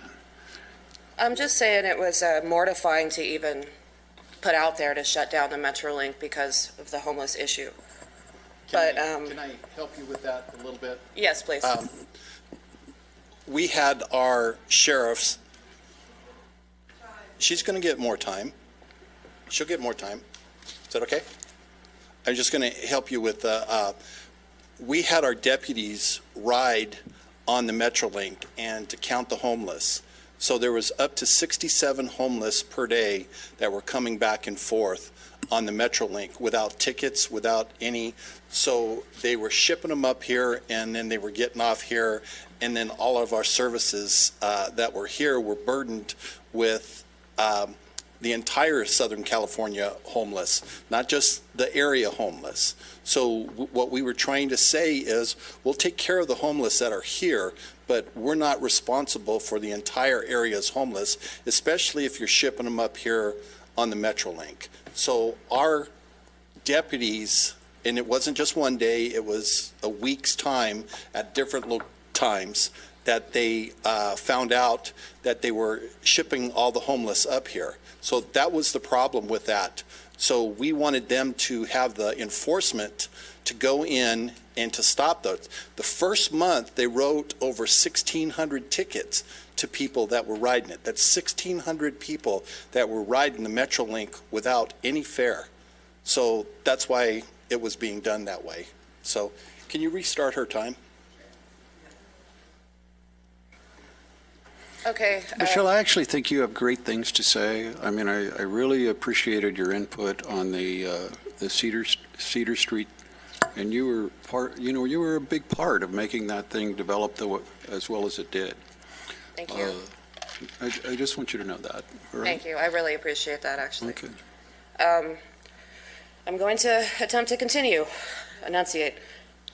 In 2016, there was a measure that warranted a special election, and this measure stated that with a small tax raise, the city would build a facility for the homeless. Under close inspection, we discovered that it was also aiming to have our law enforcement press the issues of vagrancy and panhandling much more, therefore criminalizing any homeless person who was not within the confines of said facility. Our community stepped up and voted no because the measure was in fact a wolf in sheep's clothing, and many of us knew it. Despite various attempts by local news sources to twist it around and make it look as though we didn't want a shelter for the homeless. To say that homelessness has not been a major thorn in the side for city officials would be a lie, as my previous timeline dictates. Our homeless populace has risen with the downfall of a struggling economy, as more than most of our housed population are barely above the poverty line as it is. The homeless shelter has breached capacity for several years now, and instead of addressing the epidemic of our rising homeless populace, the issue that seems to matter most to local officials is making sure that our homeless do not pose an inconvenience for Lancaster and Lancaster Boulevard businesses. The lives of these people have taken a backseat to the attempt to reach a separate class on Lancaster Boulevard. The empathy from our own city in response to the dire necessity of our community needs is barely there, as our community rallies to help itself during financial crisis, as our city focuses on anything other than what's actually occurring on our streets. There are no actual solutions being offered, only endless complaints and attempts to derail the homeless from impeding on Lancaster streets and Lancaster Boulevard. I stand here asking you today to approach this situation differently, to not approach it in a way that paints the homeless crisis as a burden for anyone who runs across them. Please adjust your opinion to the reality of the lives at stake, and that you do in fact possess the ability to help as our city officials. Please count the lives, including the families, the children, everybody who now absolutely has no shot of getting a warm bed in an overcrowded shelter that is no more. Lancaster, California,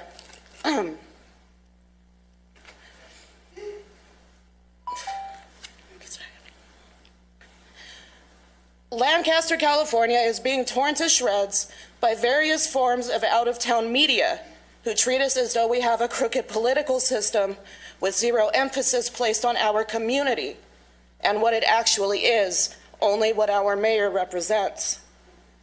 Dehumanizing our homeless in such a way also very poorly reflects our city officials' connections to its voters. In case having human empathy in regards to all of those, in case having human empathy and recognizing all of those without homes as human beings isn't enough to formulate an active plan to put roofs over heads, perhaps the reality that it's only a matter of time before more press comes in to rip apart the characters of our council because of the cruel and displaced tendency to connect to their own city will sink in. You possess the ability to make a change. You change the outlook and you change the lives. Michelle, just where is that ability?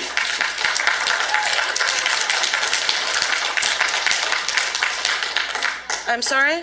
Just where is that ability? I mean, it's all very well and good for people to come in and say, fix this, as if I have an unlimited, bottomless budget to work with. Now, it's also all very well and good for these folks to come in here and you know, make noise, and I'm sure I'm going to be slammed all over the internet tomorrow. For 100 beds, when there's 4,600 people out in the desert, on a shelter that opens at 4 o'clock, instead of later, so that people can't go get a job if they're going to come and get a bed, for a place to sleep at night. And then we put them out into 115-degree weather, where, you know, it's not an accident that renal failure is the most treated disease at AV Hospital. It stems from dehydration and diabetes, which affects this particular population. And so I could, okay, Mark, write them a check. Leave that shelter open for 100 beds. And then what occurs? Well, LA's happy. We have a shelter.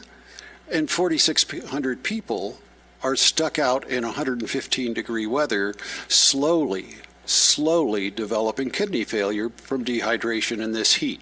Or we can wait for the winter, and where we have 4,500 people out in the winter cold at night freezing. It's a silly, stupid attempt to make people feel good that they're doing something. We're doing nothing. We're doing nothing with that shelter. 100 beds is something. It's not enough. It's not enough. And as long as that's there, LA is going to say, well, they have a shelter. I would like some meaningful progress to be made. And for the first time, we have Catherine Barger as a Board of Supervisor, who I think is really going to do something incredible in regards to solving this issue. But I want a solution.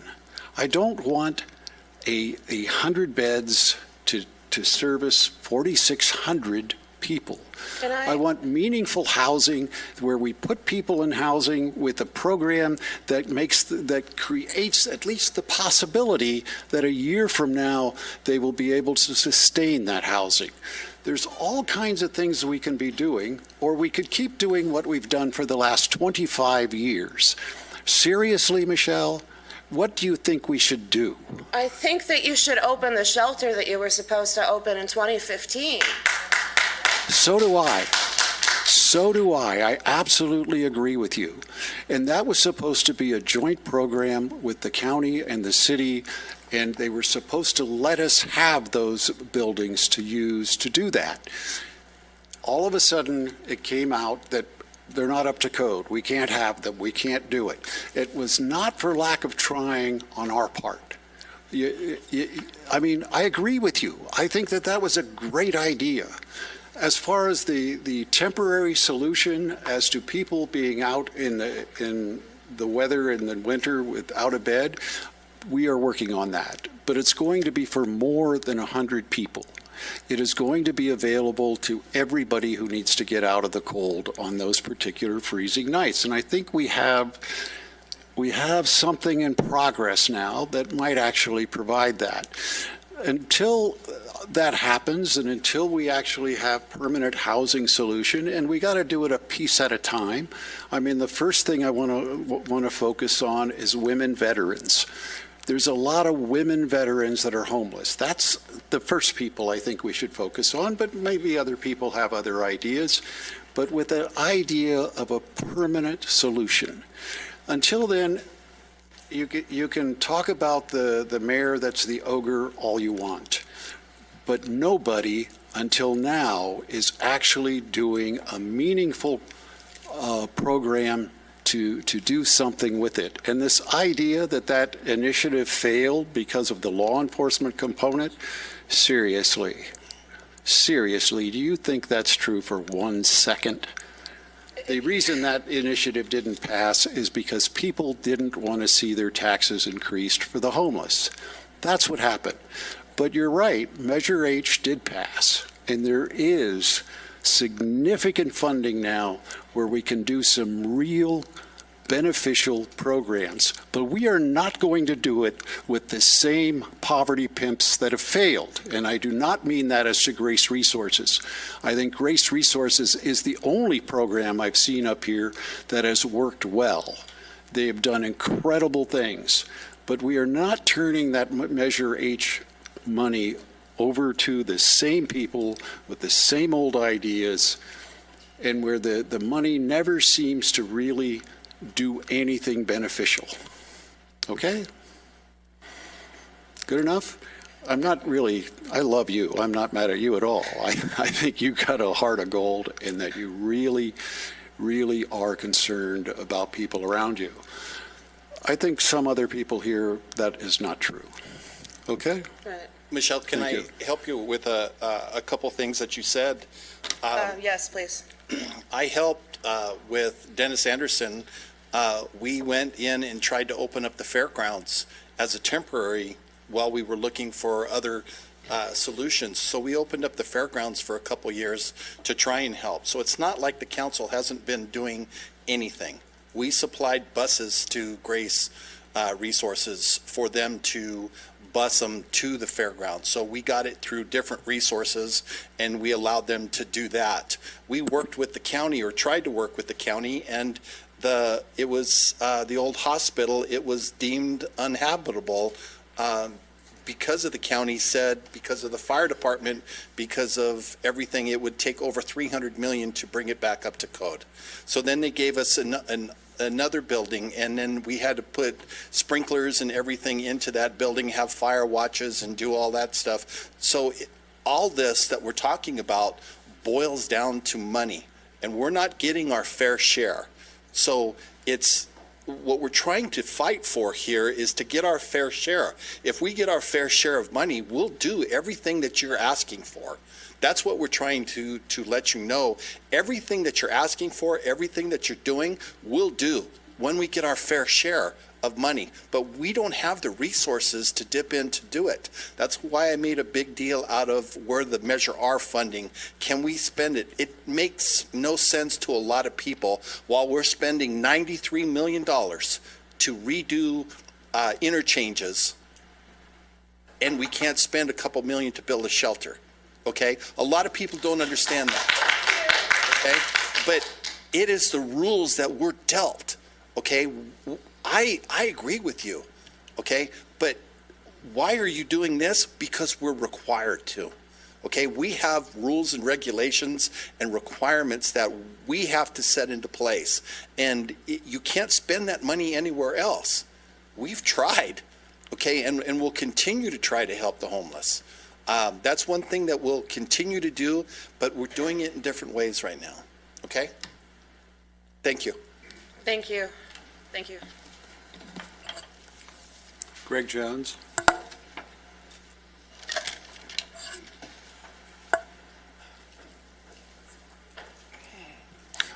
Oh, Michelle, before Greg speaks, I want to clear up another thing. I am, and I think the rest of the council is also, concerned about protecting the businesses on Lancaster Boulevard. That's the center of our city. And whatever we do has to take that into consideration. If, for whatever reason, customers are not frequenting those businesses, we have to act. That is the center of our retail community. And I don't make any apologies for that. Whatever plan we come up with will protect Lancaster Boulevard's businesses so that they thrive. Because if the center of our city can't thrive, who can?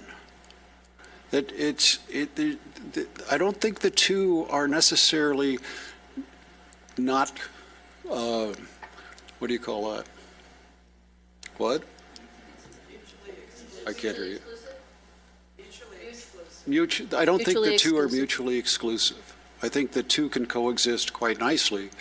But no, I don't think the homeless can have a place in large numbers on Lancaster Boulevard. And I think we have to do whatever we have to do to prevent that. Just so there's just not any mistake about where we're heading. Okay? Thank you. All right. I'm sorry. Come on up. Good evening, Mayor Parrish, Vice Mayor Christ, and the council. I'm honored to speak to you. I'm here also about the homeless. I'm a grading inspector. I just worked in the solar fields today, so I'm a little bit burned out. But I really wanted you to understand. I applaud your environmental consciousness, in the solar fields. I applaud your community benefit program. I came here basically during the last big cycle to work on Antiverde as a grading inspector, and I worked out here a lot until it dropped. I found myself driving down below every day after that for work until the solar fields picked up. I applaud that consciousness that you guys carry, but at the same time, I feel that what was learned during the Depression that my parents taught me has been lost today. In most part, there's a division that happened just like in the 1930s and the 1920s when people were looked at differently. Under this social contract that we live under today, when a person is born not of the landed gentry, they are automatically in debt until they have a place to be. That debt is carried no matter what, no matter where you go, you have that debt. And if it's not paid, if you can't afford to pay it, you're out on the street. And that's where these people are. Now, they might be dysfunctional. There might be problems that they had. And yes, some of them are veterans, a lot of them. I don't believe we should have a Rome where only the veterans are taken care of and everybody else is tossed aside. But at the same time, there has to be a decency that my parents carried out of the Depression into the 70s that I think was just lost in the 80s, 90s, and aughts since then. We're able to compartmentalize so much today and put it aside and just watch it without feeling detached. I really think that worrying about them being on the streets is peripheral to the human suffering that happens, like you said, in the 110, 130 degree heat that I face every day. They do without water. They do without sleep on a bed. I can afford that because I work. A lot of these people, they just can't get it going. And I feel for them as people.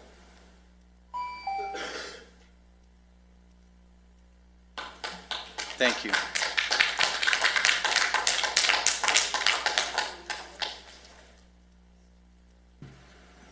We welcome any meaningful suggestion that works.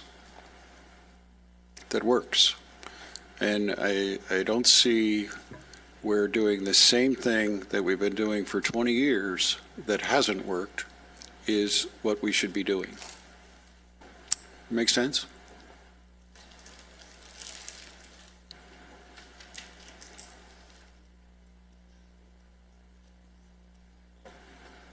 They ask you about the code violations that you had as a grading inspector. I don't understand. We couldn't bring those up, or were they just a moving bar? The assumption is that we made that decision. We didn't. I know. I'm asking about how much would the funds have been to try to bring those things up to code? I can only go on what they tell us. It's not our building. It was the county's building, and that's what, the county people told us. If it was me, I'd have put people to watch for fires and let people live there until it developed itself. I mean, there's a lot of solutions that are out there, and now that this money is available, I think we should be working towards them. I mean, having small units where people can live and the support services to help them stay there. What we know is if we can keep people in housing for 6 months, they tend to stay there on their own afterwards. There's a very high success rate. Some of these folks, we're going to need to have support services for them continuously, meaning they need help getting their medication, they need those various things. It's a very multifaceted, very difficult, complex problem that I don't think is insolvable, but I know it is insolvable if we just do homeless shelters that people have to report at 4 and get kicked out at 8. That makes no sense to me. So what about this county that wasn't to code, this county buildings? Were they going to give them to us, or were we allowed to use them on a lease program? Or Marv and Chris had worked it out so that we could take over that facility, the old Mariloma facility, and use it. And then it was, isn't that correct? That is absolutely correct. And as Marvin said, they came in and said, no, you can't do it because of all of the perceived and real code violations. It wasn't just the fire problems. They had earthquake problems because the concrete pillars that were in weren't reinforced. Seismic. And yeah, They weren't so seismically reinforced. So there was a lot of problems with that. And the idea that I'm trying to get across is we looked at old schools. We've looked at the fairgrounds. We've looked at, it's not like we're not doing anything. Were you using the fairgrounds before? No. No, I thought we'd used them for a while. No, we used the fairgrounds for 2 years. Okay. I mean, we opened up, we got cots for them, we housed them in there, we transported them, and but it's a temporary solution. And Yeah, there was no funding for any kind of there wasn't any funding rehabilitation or for anything it. like So that? There was no funding. And if you look at where the funding comes from, there's the scope of the funding is $279 per person that we get homeless funding here. $279. That's SPA 1. So SPA 4 gets over $4,500. Now, tell me the difference. Why is somewhere in downtown LA receiving $4,500 per person and we're receiving $279? They're probably looking at cost per square foot is what they're thinking for the buildings. But we can't house. People die here in the winter. People I understand die here that. in the summer yeah. because of the elements. I've come close. Right. So You know, I want to clarify that. They're just counting the people that die out in the desert from exposure. But the people who are dying from this are far greater, because of the long-term health consequences of it. You know, they don't get recorded as having died out in the desert on exposure. But that's exactly why they died. Like you said, renal failure. Yeah, it just took a long time. Yeah. Go on. It's in the Lancaster Boulevard. You have Erica back there. She came here diligently and asked us for help. She needs help. She needs help. But prior councils built a perfect storm in that area. So you had the homeless shelter there. You have Metrolink there. You have Grace Resources. Now you put the Tarzana Treatment Center down the street. You have the library there. It's a perfect storm that prior councils built that we have to fix. Okay, so we're trying to fix those. We don't have the funding for it. If we had the funding, we'll find a way to fix it. And I appreciate everybody here that is saying that we have a homeless problem. Okay, we've had a homeless problem and we've been trying to work on it for several years now. And it's not like this council hasn't stepped up and done things. We put it on the ballot and spent hundreds of thousands of dollars to put it on the ballot so we could get the funding, so we could dedicate that funding to make sure that the homeless were taken care of. But and anyone that deals with the homeless will tell you, there's people out there that do not want to be helped. And there's people that want to be helped. We're there for those people that want to be helped. But those people that don't want to be helped, we want them off the streets. We want to make sure that our citizens, that's our number one goal, is to make sure our citizens are protected. It's not that we don't care about the homeless. We want to make sure everybody's protected. We want to make sure your wife, your family, your kids are protected out there and not being aggressively panhandled by people that are out there. We want the sheriff deputies to go out there and offer them, do you need help? We'll take you to the shelter. If you don't need help, then you have to get off the street. You have to do something different. You cannot do that in the city of Lancaster. That's what we were attempting to do. Okay, so there's a lot of things that we're attempting to do here, and it's not like this council has just sat on its hands. Every one of these people have sat in meetings with me on different forums and at different places to try and make this work. I understand you're looking for a solution instead of a treatment, for the moment, some kind of a patchwork, like letting the fairgrounds let them have the fairgrounds so they could stay in the buildings there. But what have you guys done to address the County of Los Angeles or any of those people to try to get that funding? Well, LASA is the funding operations for the County of Los Angeles and for the city. We've met numerous times with the board of directors. We've met with 4 of them at 4 separate times here. We have done everything possible to try to get the different funding mechanisms from the city. What's it going to take for us as a community to get them to turn that around? To do exactly what you're doing right now. I think this is great that you guys are speaking up and you're basically saying we're tired of this. We have a county rep in the audience from the supervisor's office. She's going to go back and tell the supervisor what everyone says here. It's not, this council has not done anything. We have continually tried to do stuff, and some of it has not worked. So that's what we're continually to try to make it work. But it's the bottom line is the funding. If we get the funding, we'll fix the problem. Greg, I'm not aware of anybody asking this council to do anything in regards to keeping that shelter open. Nobody's asked us for additional money. Nobody's come to us and said that we have failed to provide what we've agreed to provide in the past to them. I'm not getting it. I thought that the fairgrounds were used for a few years to hold the homeless for a while. Yeah, they did. Who's there now?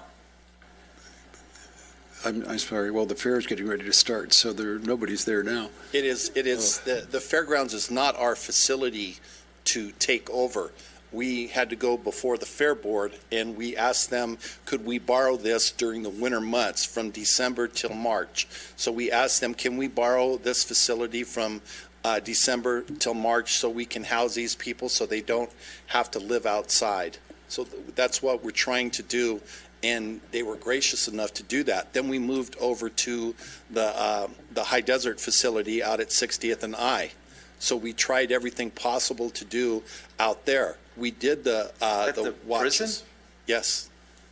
They were It wasn't at the prison. It's the old High Desert Hospital, and then there's some buildings actually on the corner of 60th and I that we used. The whole idea that we're the boogeyman here, or let's be clear, that I'm the boogeyman here. Okay, you need a boogeyman, I'll be it. I don't mean you. I'm actually talking to the people behind you. But nobody asked us for anything. Nobody had a solution as to how to keep it open and make it work. Personally, I don't think that keeping a shelter that requires people to be there at 4 o'clock and you kick them out in the morning into the heat is a good idea. I've never thought it was a good idea. So what should we do, folks? Should we expand that shelter? Put 1,000 people in that circumstance. So 1,000 people have to be there at 4 and can't work. I mean, seriously, it's time to recognize that it just doesn't work. And let's do something different, especially now when there's billions of dollars available for it. Are we crazy? Are we crazy keeping that shelter the way it is and let LA and LASA think, well, they got a shelter, they don't need any of this money? No, we're not going to do that. We want our fair share in distributed in a manner that has meaningful opportunities for people. And that is not that shelter in its current condition in any way, shape, or form. Is there anything wrong with you guys telling us how to go to the county and get what you need? No, I think you should. I think that Okay, so how do we do that? If we had the same people down at the Board of Supervisors meeting speaking to somebody who could actually do something, I think there might be a difference. Now, how many people in the last 2 days this shelter has been closed didn't have a place to sleep? Do you know how many? Yeah, I don't know. I've been busy working. None. Because LASA stepped up and did what they were supposed to do and made arrangements for all of them. Not one person went without a bed in the last 2 nights because it forced LA County's hand. I don't mean county. Excuse me. Tell the supervisor I didn't mean the county. But LASA, the people that are distributing this money, I do mean them. They have abandoned the Antelope Valley. And there are 4,500 people out in the desert as a result. Now, I'm not going to allow this symbol of, well, they're doing their part for them through the shelter to be used in that fashion any longer. They either do it right or they have to bear the consequences of it, which is the public humiliation of doing nothing for the entire North LA County. Okay? Well, does it make sense? It does. That makes sense. But I would like for you to give us some leadership on how to get the county to do what they have to do. I will do that. If you need that help, that's I'm what not the sure that we about. do now. I'm not sure that we do now because we let that shelter closed and nobody went without a bed. And all of a sudden now there's people working on it, aren't there? I'm certain there's more out there that are not being taken care of. I see them every day. No, I agree. There's 4,500 of them out there not being taken care of. I think by year's end that this Proposition H money is going to be coming up here and we're going to have a meaningful alternative to what we have now. Maybe not a perfect solution, but we're certainly bringing other people into the mix. Like one of the things we're doing is working with Supervisor Barger to have a urgent care mental health facility that, it's a huge new way of dealing with people in crisis situations. A lot of stuff's happening, but it's not going to happen tomorrow. I think within the next 12 months it'll happen. Hey, we got a LASA person sitting here where? Am I correct? Did one person go without a bed? Come on down. Let's have a town hall meeting. Let's have a meaningful discussion about this.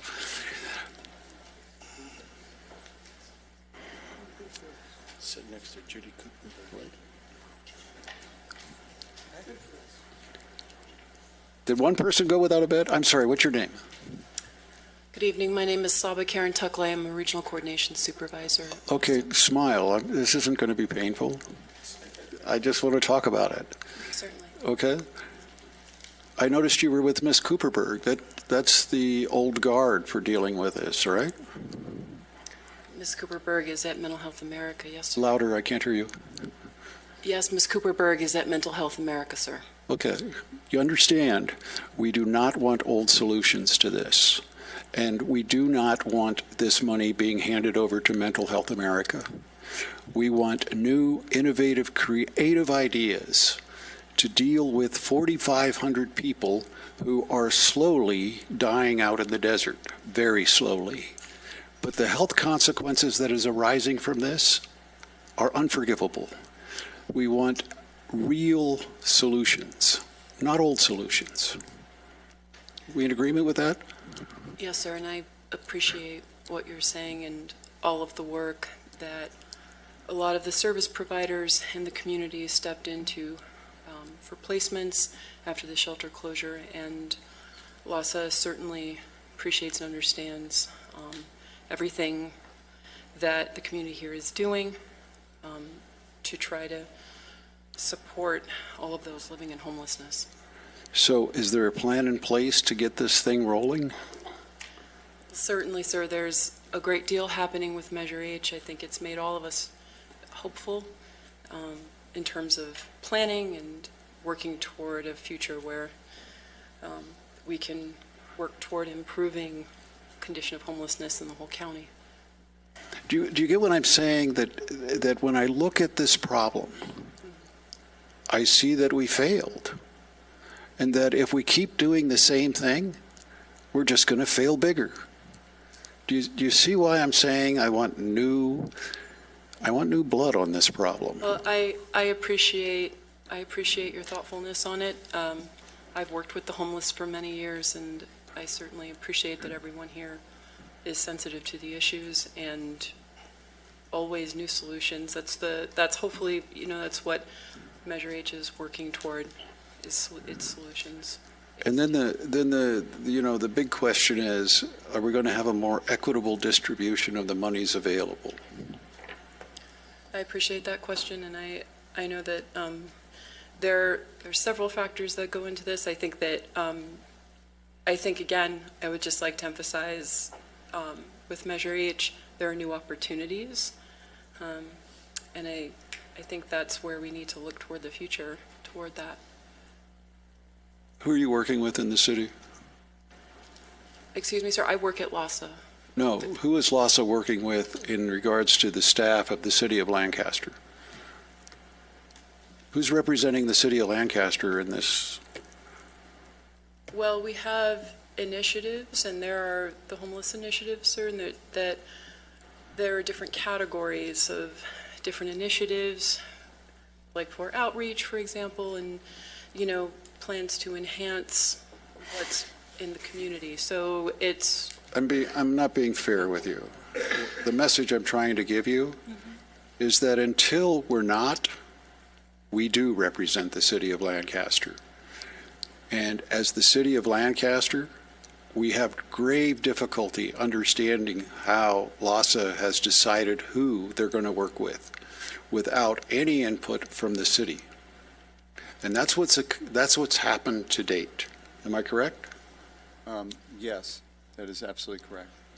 And I would suggest that before LASA does anything further, that they work with the city in regards to who we want you to work with, that we feel can do a better job.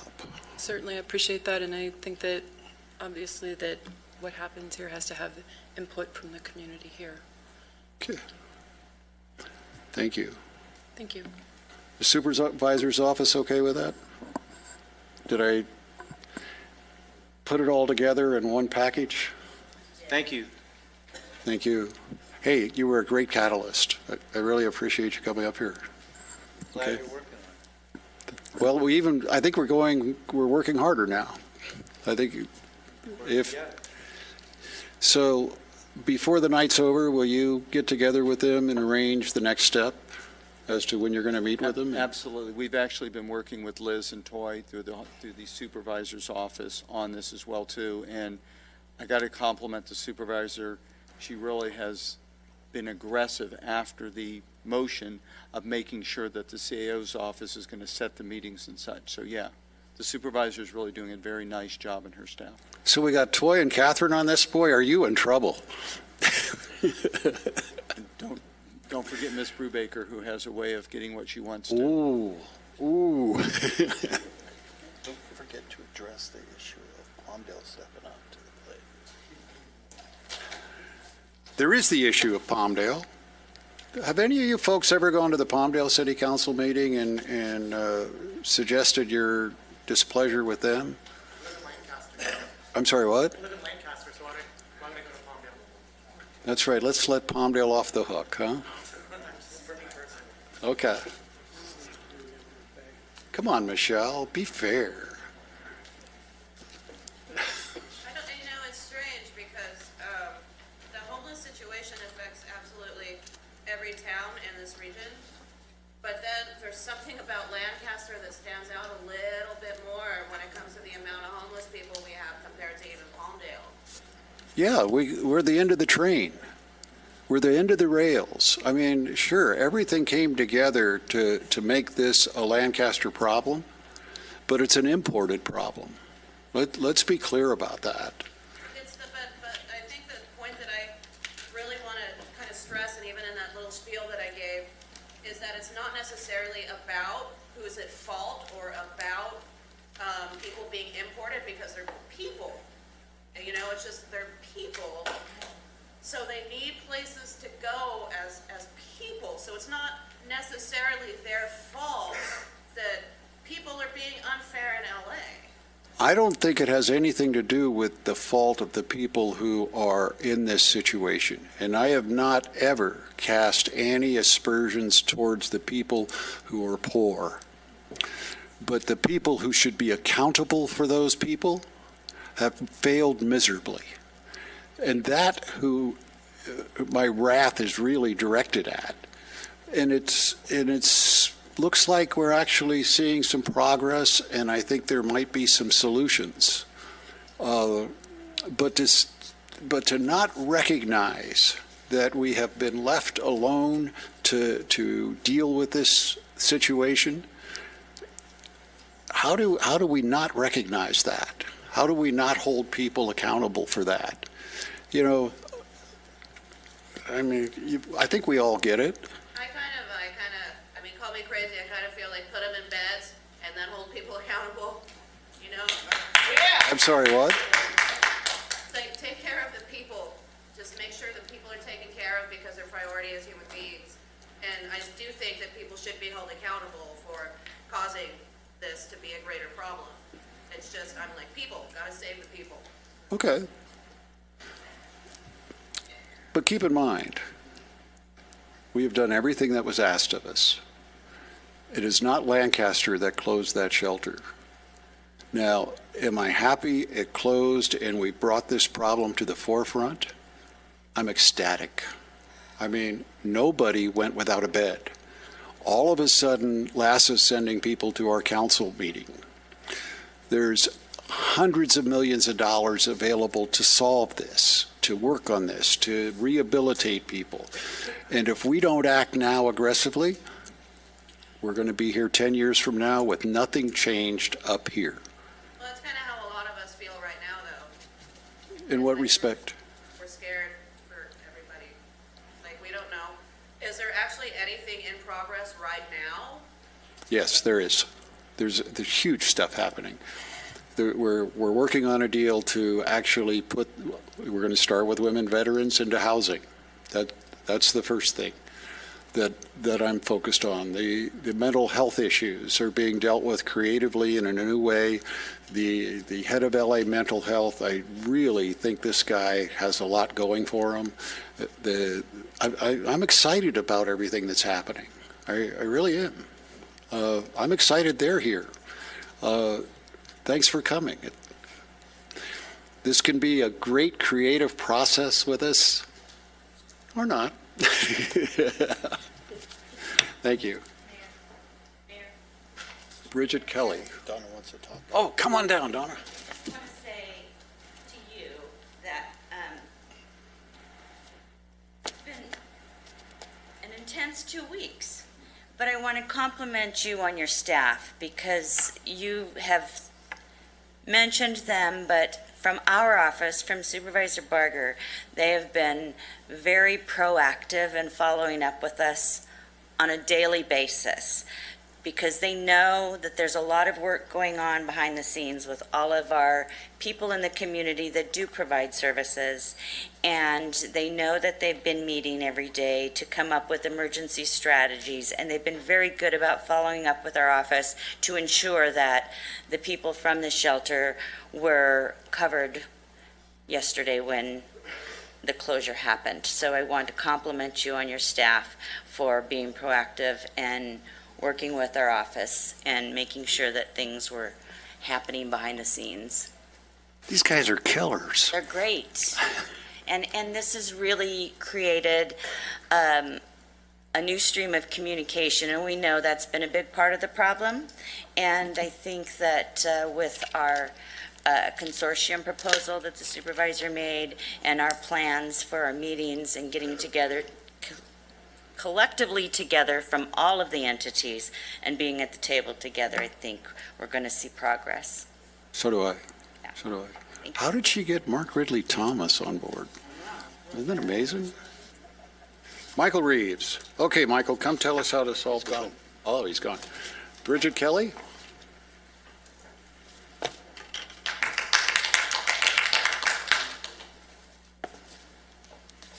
Good evening. My name is Bridget Kelly, and I work on public policy at PATH, People Assisting the Homeless. We at PATH are dedicated to ending homelessness for individuals, families, and communities. And as a statewide housing and services organization with our roots beginning here in LA County and with field-based services here in the Antelope Valley for veterans who have previously experienced homelessness and who are currently experiencing homelessness, I'm here to offer our support during this uncertain time as this community navigates options related to the Lancaster Community Shelter. Thank you. Thank you. Well said. David Paul. Gone. Melinda Hunter.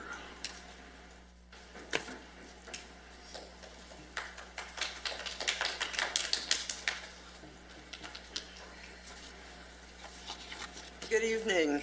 Good evening. Gentlemen, ladies, everybody. I'm going to tell you a story, okay? I've been living here since 2010. I moved from Chicago, and I looked in the paper, and there was a notice about a writing group at the library. And being a writer, I went right over and signed up. And in that writing group, I met a woman named Mary.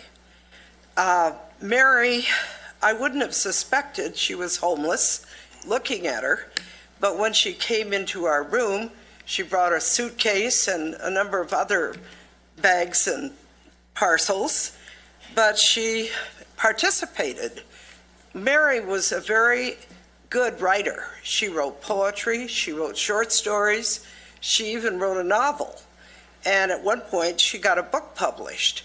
And we all were very happy for her, but unfortunately, she didn't have a good proofreader, but it was still a high moment. And her best writing was about herself. I think she came from Chicago because some of her stories were about the south side of Chicago, which I recognized in her writing. She would go with us out to eat, and one of us would pick up her tab, or we would have a open mic over in Butler's Cafe or Coffee House in Palmdale, and we took turns taking Mary, and we had to make room for her suitcase, of course. And when we were bringing her back to Lancaster, we said, where should we leave you? At the library, because she joined a lot of other homeless people there, sleeping by the library where there was heat coming out of the building. As you've already said, Mayor Paris, she didn't want to wait in line at 4 o'clock. She wanted to be able to do things in the evening. So anyway, she had a lot of company there sleeping by the library. At one point, she even found an apartment, and I don't know how that happened, but she didn't last at the apartment because she didn't know how to manage money, and she had mental problems. Here in the valley, as we've just been talking about, we have 4,000 Marys and Mikes. But I just want to end this by saying, there but for the grace of God go I. I have been mentally ill.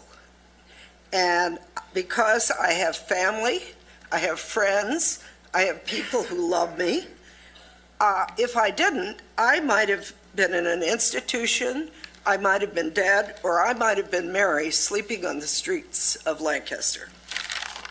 Thank you. Thank you.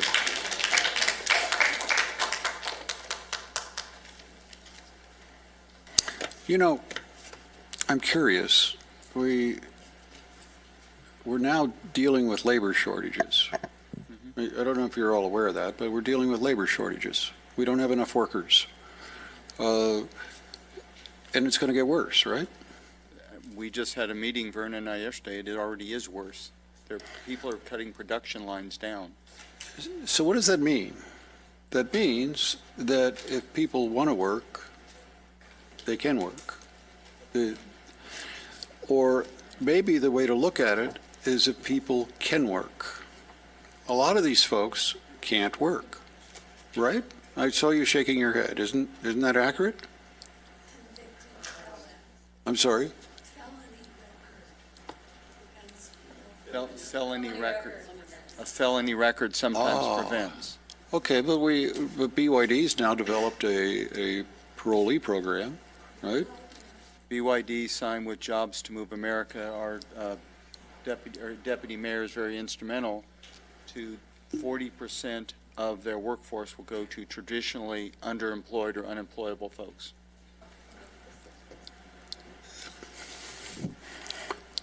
So maybe we need to deal with maybe we should deal with the columns a little better than we are. I mean, a large part of this problem is mental illness, right? Our experience is a large part of his mental illness and drug addiction, and sometimes they overlap, as the meeting we went to. You know, the new head of mental health in LA County, I think he has got some really great ideas about how to deal with the drug addiction and the mental health issues. And maybe we should quit talking about it being a homeless situation. You know? I mean, we got to be more innovative and creative, but for that segment that just doesn't want to work, who can work, how much of our resources should be going there? You know, I mean, it seems to me like a lot of people are getting a pass on the backs of the people who can afford it the least. Daryl Doris, we might have a new job for the deputy mayor. All right. I can promise you this. A year from now, there will be a much better environment for dealing with people who are sick, people who are disabled, and I don't know how to deal with the felony issue yet. Other than, I mean, I just don't know how to deal with that. Maybe somebody will come up with a great solution for it. All right? What? Well, the problem is once you have the felony conviction, I mean, I have people on commissions who, you know, lived productive lives for 15 years, but they're still stuck with that felony conviction. And I don't know how to deal with that. It just seems to me maybe somebody will come up with a good idea that we can work with. Very. Back to each and every one of your homeless people on the streets were fed, shelter closed? No, they weren't. Not each and every one. The mentally ill walked off and didn't get put in housing, sir. I'm sorry, I couldn't hear. Said the mentally ill were not part of that. We're not part of what? We're not part of the people that were taken care of on the shelter. The mentally ill. Why not? Huh? She's saying they walked away. They didn't stay and get the services. They were left on the porches. They weren't offered. Well, I seen them on the bus stop today and gave them bribes because they said they didn't get housing from the shelter. Not each and every one of the homeless people in Lancaster got housed, like you said, Mr. Barris. it was available, is my understanding, as LASA made it available. Now, I don't understand a shelter situation that requires people to be there at 4 o'clock in the afternoon. I mean, I don't know. A year from now, this is going to be a better situation. Are we going to solve it? No. But are we going to be substantially further along? Donna, we are, aren't we? All right. And if you want to be part of that solution, we'd be interested in involving you. Not you, Maureen. Eric Vasquez. Not here. Okay. Fran. About time? I'm sorry. I just thought I'd put you in the middle instead of the beginning or the end for a change.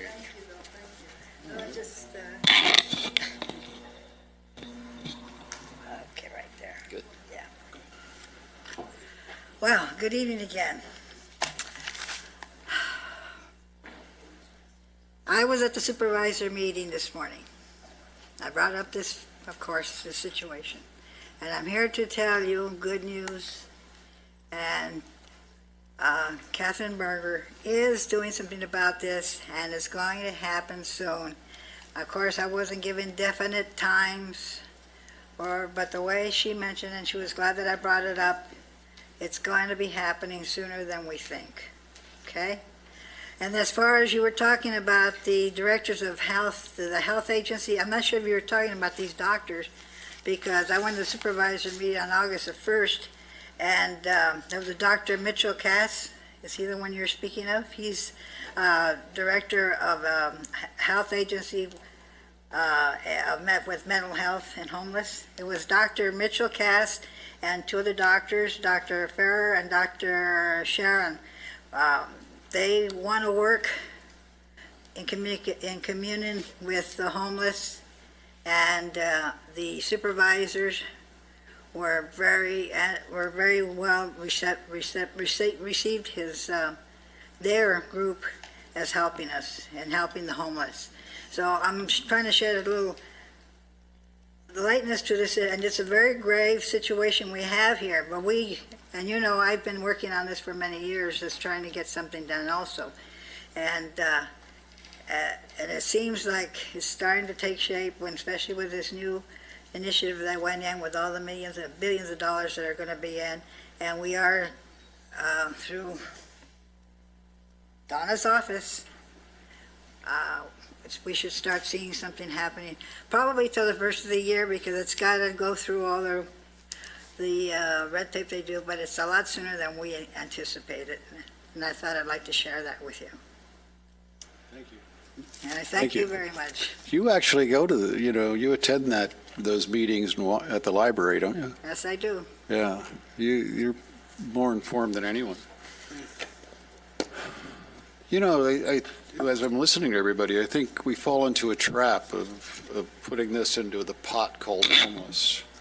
You know, because what people see are the people, at the freeway, on ramps and off ramps, and we should work on that. The columns that we are addressing. Kristen Davis.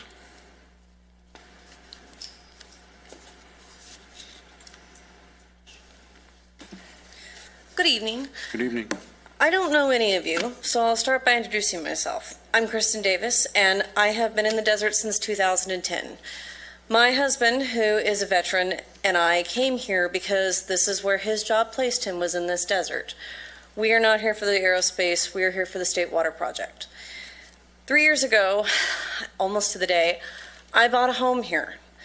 And my husband and I originally had decided we were going to move back at one point, and then I scrapped it due to cost, because I understand money very, very well.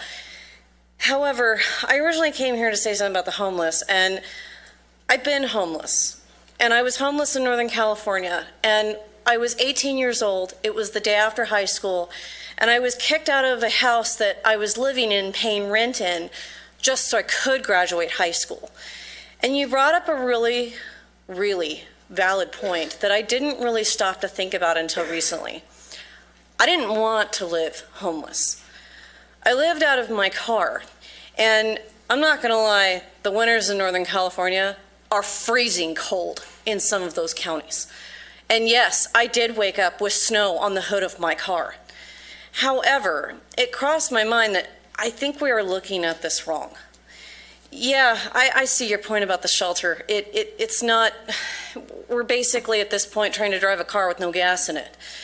However, several cities I have been to, they have been doing other things that not only benefit the entire community, but they're also at the same time benefiting their homeless in partake. I spent a fair amount of time in Santa Monica, and I'm a photographer now. I used to be in banking, I'm now a photographer, and I'm a full-time caregiver to a PTSD veteran who is working. And I will say this, I was on the promenade in Santa Monica and I walked past this device that's about as tall as this podium, and it had this weird arm, and it looked like this, and I was like, that is the weirdest looking drinking fountain I have ever seen. And then it dawned on me, it wasn't just a drinking fountain. It was a water filling station for a bottle. I have always, no matter where I have lived, and I've lived in two of the hottest places in California, here and Redding, I have always carried water in my car. I always usually have a bottle even in the bottom of my purse. And it hit me this morning that we live in the desert. I've never lived anywhere where it's so freaking hot outside you can't function.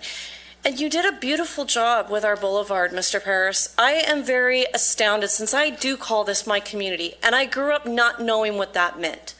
However, it crossed my mind, is there anything we can do in the interim? And yes, I do believe in getting people off the streets and out of this hot desert, but other things we can do in the meantime? You said that people are dying of renal failure over a long period of time. What about water? Is there ways to get water to this community, and not just to the humans in this community, but what about the animals that also end up dying in the desert from dehydration too? I meet tons of people, tons of them, that will leave water containers out for any animal that might need it. Santa Monica has them on the streets for people and for dogs. Why not we implement something similar here? I know Santa Clarita put a few of these water fountains in both at human level and at ground level for dogs. They're public use. If we already have the system in, or we have some sort of idea, this is water that could be life-saving to people. And not just to, I mean, I'm not saying to have a free handout, but it is a place to start. Well, let me be clear on this. Are you telling me is there a problem with people being able to fill water bottles? It's not just that. It's the fact that it's like, it kind of hit me that, you know, I walk up and down the boulevard. I spend a lot of time on the boulevard. And you did a great job. You've got the sound system there. You've got the art community investing there. But it hit me that it's not just because they spend time there either. I mean, this could be implemented all over our city, but there really isn't anywhere to quickly get a drink of water in this desert. Unless I have to, and I know this sounds petty to put it this way, but to stop my car, pull over, or whatever I'm doing, or shuffle through my purse to see if I've got $2 or $3 whole dollars instead of having to pull out my ATM card and buy a bottle of water if I don't happen to have one.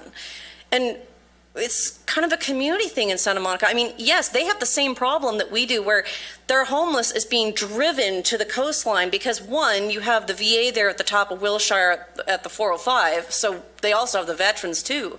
But the people are driven that direction, and they are also the end of the line. And they recently had the expo line open there. And a lot of the things that some of the people there that I talked to and that my husband and I patron as well when we are there have said some really interesting things. One of them was the water thing with them. The promenade is a beautiful concept, and it's basically our boulevard just exponentially exploded in size.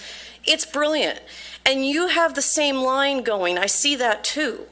But these are other things that could help with the homeless. We did kind of steal the idea from them. But this could help overall down the road too. No, I like what you're saying. I would like you to look into that as to whether or not that's a problem for anybody. Actually, you know, I mean, I totally get it. Yeah, and I mean, I live out Avenue M towards Courts Hill, and actually I sit right exactly on the cusp of the city, just barely in the city limits. And it kind of hit me that maybe we should also really start looking at the expansion factor of how big this city is. Because we could really benefit from just, instead of having one shelter in one spot, which I'm not going to lie, I may not be homeless anymore, but that is god-awful inconvenient too, and I agree. Remember, this will be a regional solution, including the city of Palmdale. A thought that crossed my mind as well, and I don't know how many people in this room ride the Metrolink, but it crossed my mind that, you know, Los Angeles already does have certain resources established and invested, and they have certain things that we just straight up have never had here. Maybe we need to stand up and start realizing that, I'm not saying we just send all the homeless away, but what if we partner with other things? To get a job, you have to have an address. to get a state Wait a ID minute, or but driver's license. Grace Resource has done a wonderful job with that. Yeah, I mean, I know that they've done some of that. I mean, Grace Resources, I think they've done amazing things. I just don't like the concept of a 100-bed shelter that And it opens doesn't up. work. I agree. No? It doesn't work because even in other cities that I've stayed in, like Nevada City and Grass Valley butt up against each other, just like Palmdale and Lancaster do. And they both have separate mayors and they both have separate city councils. But one of the things that they started partnering and doing for a while, because the only mental health facilities or homeless shelter facilities were in Nevada City. So one of the things that Grass Valley did was, okay, they figured out how to get funds towards their public transportation system, and they shared being able to get people to facilities that were already established instead of trying to just establish one out of nowhere. I've lived in several cities in California. Okay. I got to move this along. You've given us some things to think about. And I would also be willing to go in front of the county and say my half too. I live here and I pay taxes here, and yes, I'm concerned too. What I'm hoping is we've actually seen a change, and I have I have absolute confidence in the new supervisor. And the fact that she got Mark Ridley Thomas to pay attention to Lancaster, that's, my gosh, that's remarkable. We're making progress, okay? That's good to hear, and I'm glad you were willing to listen to some ideas. Thank you. They go But I beyond like the homeless I issue. really want to look at that water issue because, dehydration is a huge problem. It is a massive one, and I agree. And my husband being involved in power and water, we do understand the concept of cost on more playing fields than most realize. But it is food for thought. If any of you spend time or go look at what they did in Santa Monica for this, it's particularly on 3rd Street. Wait a minute, but it is something to see. I don't want to become a magnet. No, I agree, and I'm with do, you there. What I want to do is deal with the local homeless issue in a innovative, productive way that takes care of people, meaning providing them with the opportunities to the best of their abilities. To get out of their situation. Okay. I mean, a lot of people I recognize, the illness is illness, and if they're local, we should be dealing with that. But let's not make any mistake here. There have been those who have imported mentally ill people into the Antelope Valley. Yeah, I agree with that, and that has too. to stop. Okay? And the mental health issue, since I live with a vet who has PTSD and I manage his meds, I manage our lives, the reason we have a home is because I've taken control of our finances to make sure that he has a roof over his head, just because of the fact he is a vet too. Hey, but that's what my wife did, and I don't have PTSD. See, hey, well, finances are not easy. I don't care who you are or what status you sit in, but I agree that it's time to change the playing field of what's not working, let's toss it. Okay, thank you. And thank you for letting me speak. Thank you. Melissa Guevara?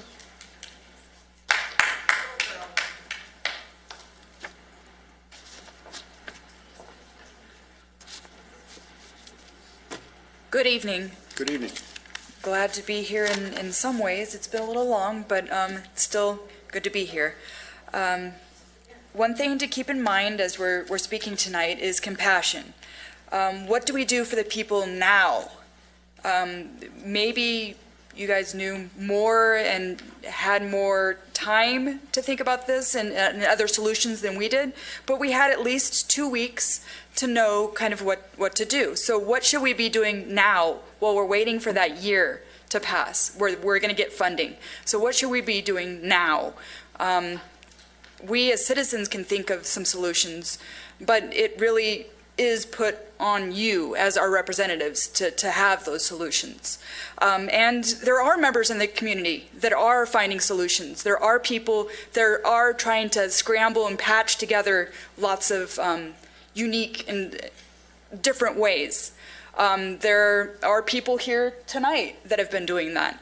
My group, we've in a small way started about a month ago. We decided, what do we need to start working on? Homelessness, because it's becoming very obvious that it's a critical issue. We've had a 50% increase in homelessness in the past year. So that's critical. Wait a minute.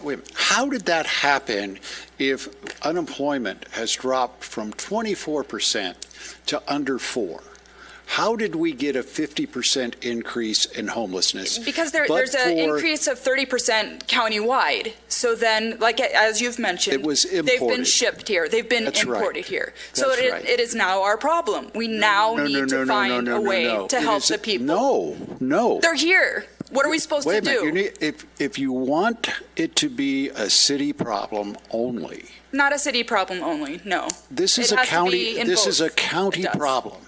Yes. And the days of us just turning our head and saying, okay, just send us your homeless, send us your what's that thing on the, yeah. I didn't build the Statue of Liberty, all right? I don't want everybody's tired, homeless, and poor, and No, obviously not, but they are here. I want to take care of our own city. But they are here.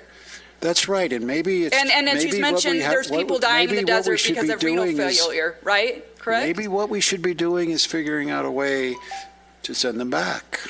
To send them back, then Yeah. okay. What? All right. So, Serious. How do you have a 50% increase in homelessness when you drop unemployment down to nothing almost? because it's 30% countywide, and there are, I guess, disproportionate amounts of people ending up here. So, You know, I in the get- meantime, in the Okay, year that you we know, have a year, I totally get that we're dealing with individuals in desperate circumstances that are having to deal with horrors. I get that.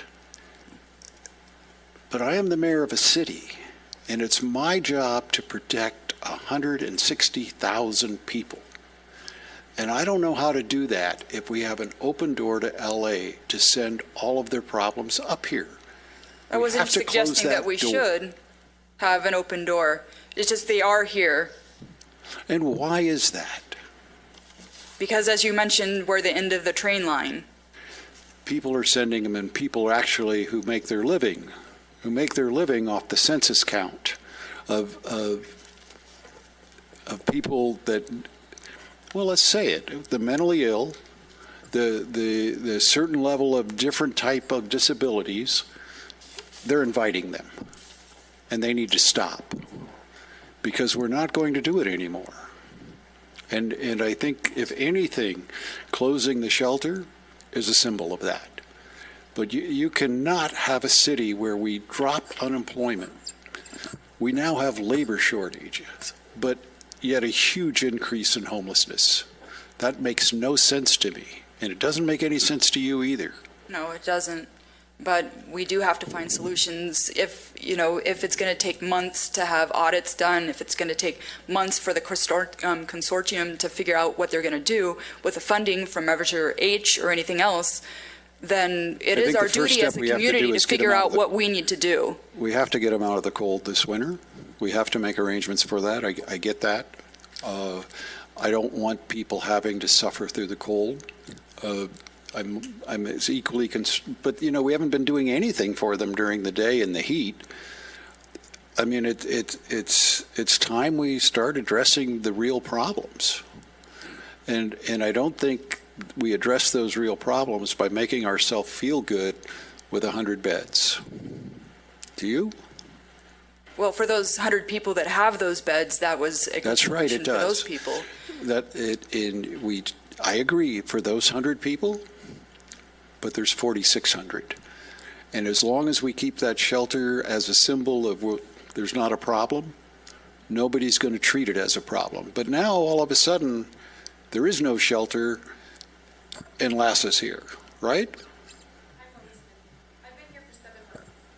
I'm sorry, what? I've been here for 7 months. I'm actually the regional coordinator for SPA 1. So I've had some opportunities to meet some of your staff here. Come on down. I mean, I'm pretty loose about this, as you can see. So I've been here for about 7 months. My name is Yolanda Vargas. I'm the regional coordinator, and I'm with LASA. Look, Saba? Judy Cooperberg, come on down. I speak. Tell us what your thoughts about all this are. We're certainly not nervous you're sitting there. We'd like to hear what you have to say. Mayor Paris, I would have to concur that I think that we have to work together.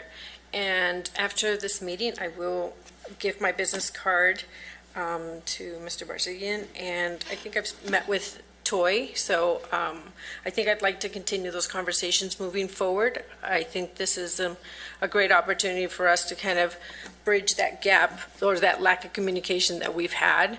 But again, moving forward, I think we're open to speaking with anyone in Lancaster to see what is it that you're thinking, what is it we're thinking, and see if we can sort of come together and come up with something.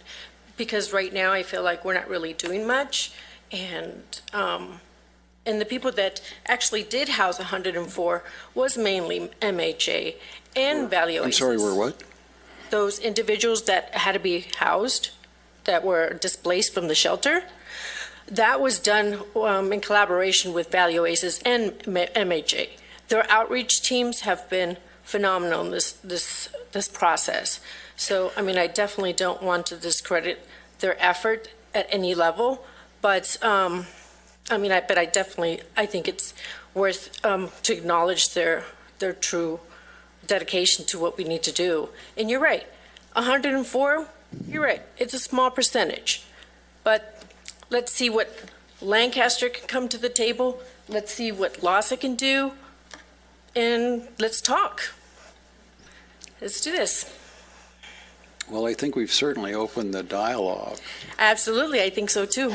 And, you know, and I know how harsh that I sound with all of this. I really respect those people that were taking care of those 100 people every night. I think that most of them were volunteers.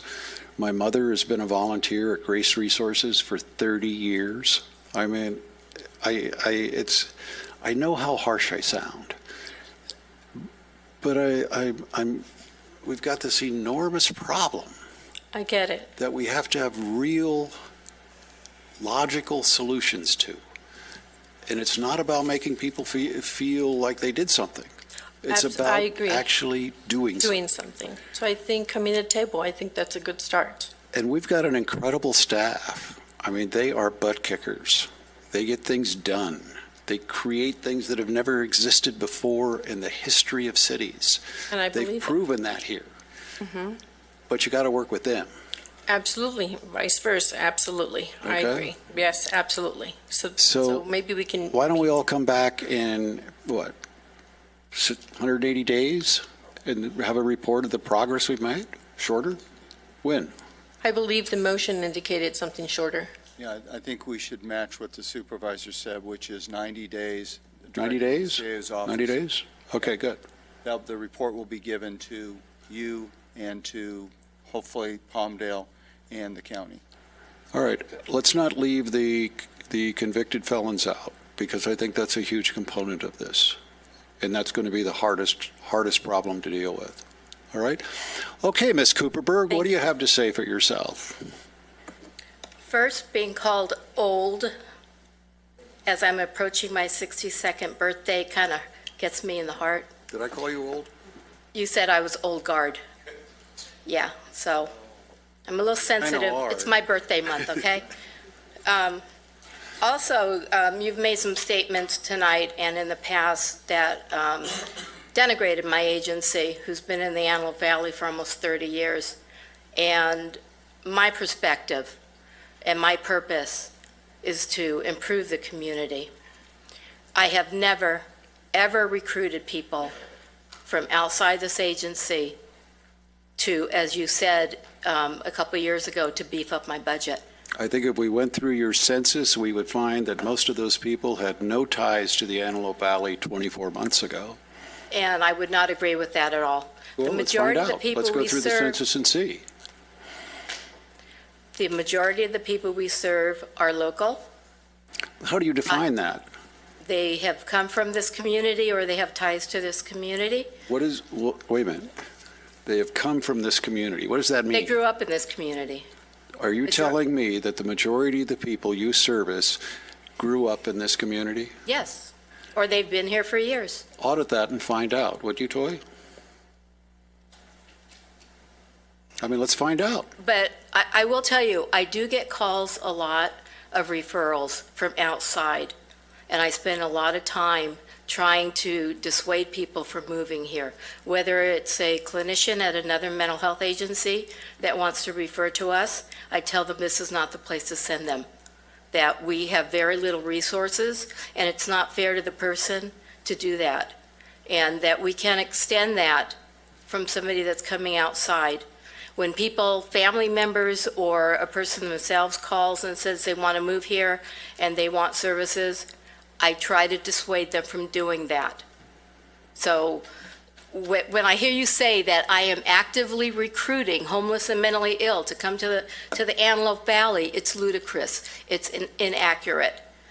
I kind of group you with the whole group, but I would have to see the evidence to be convinced that that's not the case. I don't know how to prove that to you. I'm just telling you, that's how. I think for you to say that the people you service actually grew up in the Antelope Valley is just not true. It's just not true. I think and that, what do you I base think that on? that this whole homeless, I don't know, this industry that exists around servicing people is largely to blame for the fact that we drop unemployment to nothing and homelessness goes up 50%. What other reason could there be? So my agency is the reason for the homelessness here? Why is it Lasla gives thousands and thousands of dollars down there and 200 up here when it was you folks who were working with them? No, I'm sorry, you failed. You failed. I want to see new people who are going to actually do something about this. Well, we could talk to the 2,000 veterans and their families that we housed over the last 6 years of our VA contract. 493 individuals we housed last year.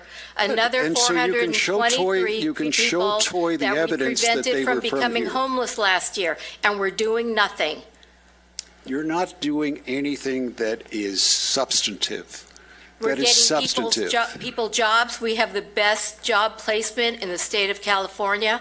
We have the best full-service partnership outcomes in the county of Los Angeles. You want to talk to Dr. Sharon about that? Go ahead, because I have the report.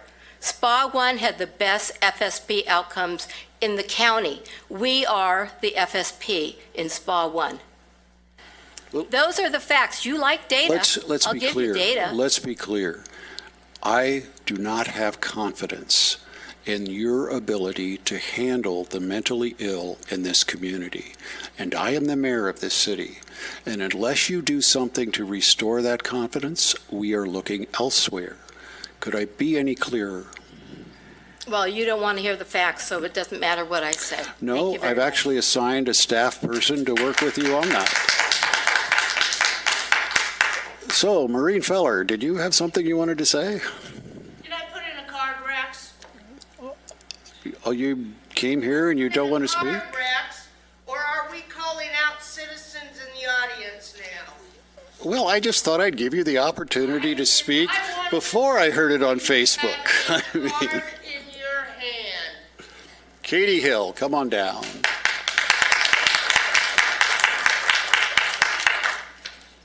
Toy, I do mean that. I want to know. Are these people who grew up in the Antelope Valley they're servicing, or are they somebody else? All right? Good evening, Mayor, Vice Mayor, and council members. My name is Katie Hill. I've dedicated my career to working on homelessness issues. And when I found out that the shelter was closing, I found out last week, I was particularly concerned because I've put my personal reputation on the line in terms of advocating for Measure H. And there has been a great deal of concern within this community about resources actually coming here. So for me, as somebody who's had to close down shelters because of a lack of resources, this isn't the time where we have to be closing down shelters because of lack of resources. We have unprecedented funding to go towards all kinds of different homeless solutions. And you're absolutely right that a 14-hour shelter is not the answer. It's not the comprehensive solution we need, but it is something, and it is we're in the middle of a homelessness crisis that we've never seen before. If you talk about the reason that we have an increase in homelessness when we have a drop in unemployment rates, what we see over and over again, and I work with cities and communities across, all the way from San Diego to San Jose, that are dealing with this exact same issue and being concerned about the businesses in their community, worrying about how people who are experiencing homelessness, panhandling, dealing with serious mental illness are going to impact the community as a whole. All of that is more tied to a lack of affordable housing and rising rents, low vacancy rates, and an increase in poverty overall. It's not tied to unemployment rates. We were just meeting with teachers here in the Antelope Valley and found out that their number one concern in terms of the education system is actually poverty. So people who are living on the margins right here in this community are the ones that are falling out. Anyway, I called LAHSA because I've worked on the regional homelessness work for 7.5 years now, and I wanted to find out exactly what the problem was with getting resources here. And I found out that there is confirmation that we can get $40. These guys, I don't know these guys at LAHSA, but I do know Peter Lynn and I know Chris Calandrillo, who are the leads on this. And there's $40 per person per night for the 104-bed shelter that's here that is available if somebody applies for it. So that's over $1.5 million in operating funds to keep something open, but we need an applicant and we need a location to be able to do that. There's a capacity issue here. I've been in reviewing the applications that went to HUD. I was part of that process for years. We didn't get anything from the Antelope Valley. That's why there's such a disparity between what is available for, for Los Angeles City versus what we are able to get here in the Antelope Valley. I grew up here. I care about what comes here, but the problem is nobody's applying for it, and so we have to figure out how to build up that capacity. Finally, we have an immediate problem, and I agree completely. We have to build permanent supportive housing. I've been advocating for that for ages, and I'm thrilled that Measure H has part of that. But I have secured a philanthropist that is willing to donate $200,000 to augment the $1.5 million that's available in LAHSA funding to do whatever has to happen to get something happening now in the meantime. The other issue is that the RFP for Measure H funding, it drops next week. So if there's nobody who's going to apply, then we don't have any options. And so Say that again. The RFP from LAHSA for available shelter services that are dedicated, that should be available to SPA 1, to this area, not just shelter, but other navigation services, outreach, all kinds of homeless services, that drops next week. It becomes available. Those funding applications are out next week. And Is so that accurate, Troy? I'm sorry, what? Okay. I know it is. I mean, yeah, it's accurate. But Well, we got LAHSA here. Why aren't they telling us that? these are low level. I mean, these guys aren't. They're not the ones that can control that. They just aren't. But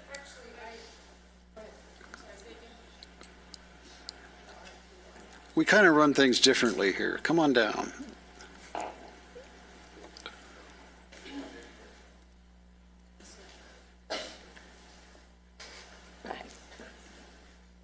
Okay, what were you saying? that there's an RFP that drops next week where funding would be available for SPA 1, for shelter, and for all kinds of different services, but somebody has to apply for it. Correct. And nobody applied? Well, it drops next week. It's not available yet. It will be. It will be next week. Oh, it's available next week to apply. Correct. Okay, so, Sorry if I may. yeah. We're monitoring all that. We get all the notices from LAHSA. There's also some money for Measure H, a small amount for planning that we'll also be applying for. So we do know that is occurring. Okay. But as she said, you have to apply in order. I get that people haven't been applying. That's why we're changing the structure of who actually is going to be dealing with the homeless situation and the mentally ill situation, because we haven't been applying. I understand that. She's correct. I mean, it's unfair for me to say this is totally LAHSA's fault. It's not. You know, we need a more cohesive, aggressive. All right, my head's thinking. I got an We're here to idea. partner with you. Yeah, we do. Appreciate all that you're saying. Now, Catherine is putting together somebody from the Antelope Valley on the task force, right? We've recommended them. Okay, is that going forward? Okay, you got the name and all that? Okay. You might want to, I've talked with the supervisor. I'm sorry, what? I've talked with the supervisor. Yeah, we're in discussions about it. But my concern is that it's going to take this entire community to come up with a plan that'll allow anybody to apply for that funding when it comes out next week. You've got a month to apply for it after it Okay. drops. We're going to have a location. We're going to have, the entire effort together, and that's a difficult thing to pull off. And that's the only way that you're going to ensure that those resources come up here. Just because it's difficult doesn't mean it's impossible. No, and I want to help you do that. But I want to be clear, we're not reopening that shelter. We're not reopening it. All right. Are there other shelter locations that I think so. $200,000 I think so. would make a difference with? How much? $200,000 in private funding Plus the county money? plus the county money. Why not? I mean, there's a lot of vacant options out there that we should be looking at. Okay. So get together with Toy if Okay. you'd like to work on this with us. Yep, All right. You obviously know something about what you're doing here. I do. And All right, can you, make it happen. Thank you. you guys are wanting to work with this, right?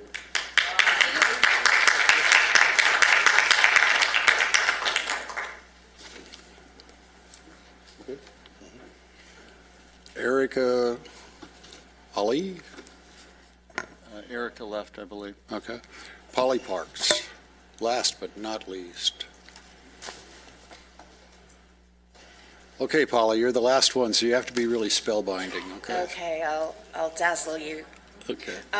Actually, I'm really, my head is spinning because, I don't know, it's very, I was an intern volunteer at the shelter, and so I know some of the people who don't have anywhere to sleep. I mean, it's, Well, my understanding is Lassa's here, and that should not be the case. no, but sometimes people don't want to, they don't trust, some homeless people have, trust issues, there's mental health issues, and some of them, I mean, I don't understand why the shelter had to close before something was already put into place for, to help those people. But isn't that obviously what happened? The shelter was terribly mismanaged. I mean, I know that there were crazy things going on. There were staff staying there, and each staff would have a room where 6 people could sleep. Six homeless people couldn't sleep in the shelter that night because one staff member was taking a room. There 4 staff members were sleeping there. So Donna? that's 24 homeless people. Investigate that. If there was a misuse of the funding for that shelter, I want to know it. Okay? Okay.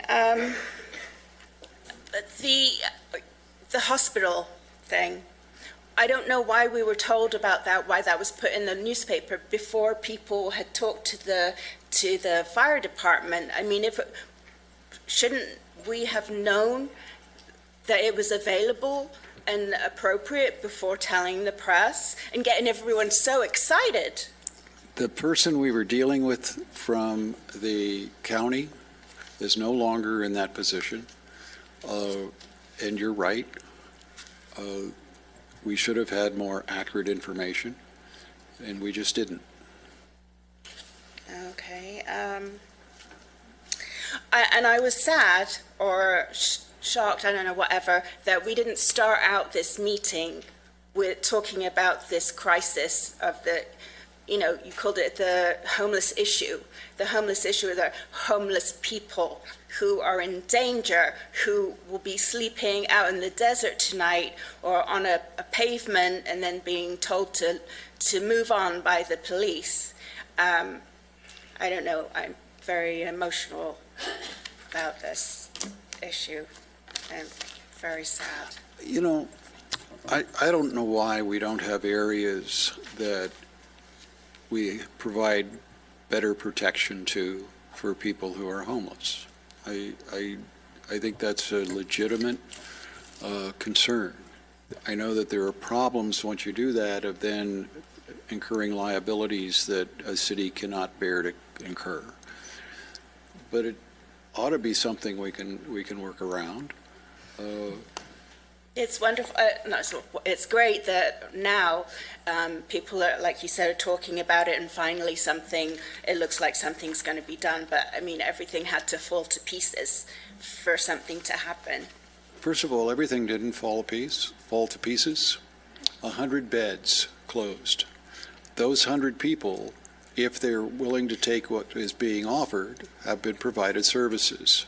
That happened. The thing I have trouble with is, Marvin has worked his butt off for 2 years trying to do something with this homeless issue. We thought we had it resolved with the initiative what do we call that? Measure A. That got rejected. We're hopeful now that there could be some meaningful long-term solutions because of Measure H. And we are working towards that end. But again, nobody asked the city to do anything in regards to further funding of the shelter. That didn't happen. Matthew Buck, who's the director, told me directly that they did ask the city for funds. Did they ask? No. What? Wow. What was the answer? No. Grace Resources didn't ask for any money from the... Not beyond what the city already programmed, no. Well, I was given, that's what I was told. And I think the reason for that is that it was going to be a stopgap measure at best anyway. There wasn't any long-term plan in place.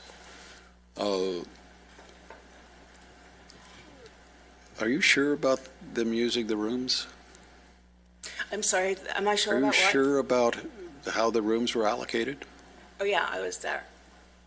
Yeah, because they had rooms with 6 beds in them, and I know the manager, the director, and some other people that worked there had a room where there were 6 beds, and 24 people slept out, couldn't get into the shelter. There's probably an explanation, but I want to know what it is. All right? Okay, thank you. Okay, thank you. Those are the supervisors. Someone has to stay there 24 hours. Oh, were those the supervisors that had to be there to supervise the facility? No, there's one person that needed to be there, and they were on the desk all night. All right, we'll look into it. We'll find out what's going on with that, okay? Okay. Good, thank you. Yes. You're the supervisor's office. You have an open mic. I just want to, because I don't know either, but in answer to that possibility of open beds, from what I'm learning over the last couple of weeks with the different subcontracting to use the beds and the use of the beds, you can't put, if you have a room, and I know Judy can help me with this because I've learned a lot from her through this process, and Valley Oasis and everybody that I've been talking to gather information. I mean, there's different kinds of beds. You can't put a family in with someone who may be a felon, or you can't put, Okay. someone with. All I'm saying is I'm just saying that might be an excuse for empty Sure. beds. That's all I'm just saying. Whenever I hear an allegation, I want to investigate it. Of course, and I agree. Okay. I just wanted to maybe say that might be the reason why there Sure. would be empty beds, Okay. from what I'm learning. Hey, listen, we've been working with Steve Baker for 30 I know. years. I know. For 30 years, he calls my wife and asks for a check and gets it. I mean, we have confidence in him. I We know. do. I just think sometimes there's more to the explanation. Sure. That's my point. I get it. Thanks. I put in my comment card. What? I put in a comment card, and you said we called the last person. So I'm just wondering what happened to it. What's your name? Matthew Wheeler. Matthew what? Oh, well, come on down. I don't care. Just be nice. Be nice as you can. Good evening, Rex, Mayor Rex. It's been a long time since I've seen you. Last time was when I was in high school, and it was at a mock trial competition at the old courthouse. You in the mock trial program? Yeah, at Highland High School. Really? But you were the coach at Quartz Hill, our rival, our arch nemesis. I think we beat you. No, we actually beat you. That. I know because I delivered the closing arguments in that case. So Really? Yeah.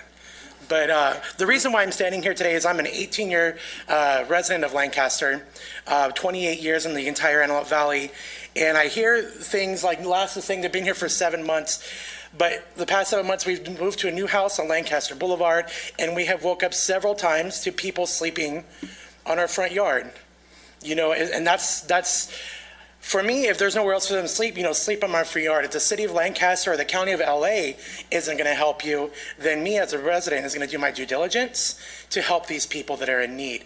And I just have been hearing a lot of excuses tonight, whether Grace Resources didn't ask for the funding, whether the city of Lancaster, and even if they would have, I'm pretty sure I just would have read a quote in the LA Times from you saying that Grace Resources was hoping that you would come in like a white knight, but that's not what you're going to do. So even if Grace Resources did come to you, I have the notion that you wouldn't have given them any money.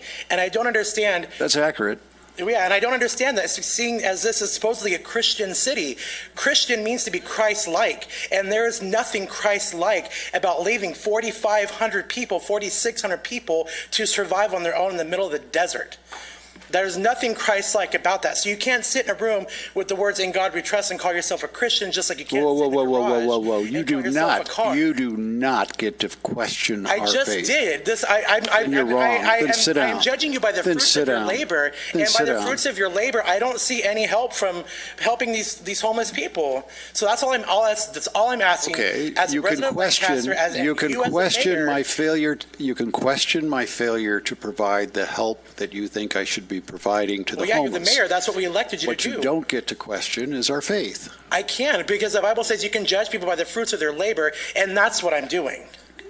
That's exactly what I'm doing. So if you want to have the Christian label, let me ask you something. Do you act really on that label? Do you really think that you know anyone that has given more of their personal money to people in need than me? That's not what I'm. Okay. You're deflecting from my point. Don't talk to me about that. You're completely deflecting from my point here. Your generosity.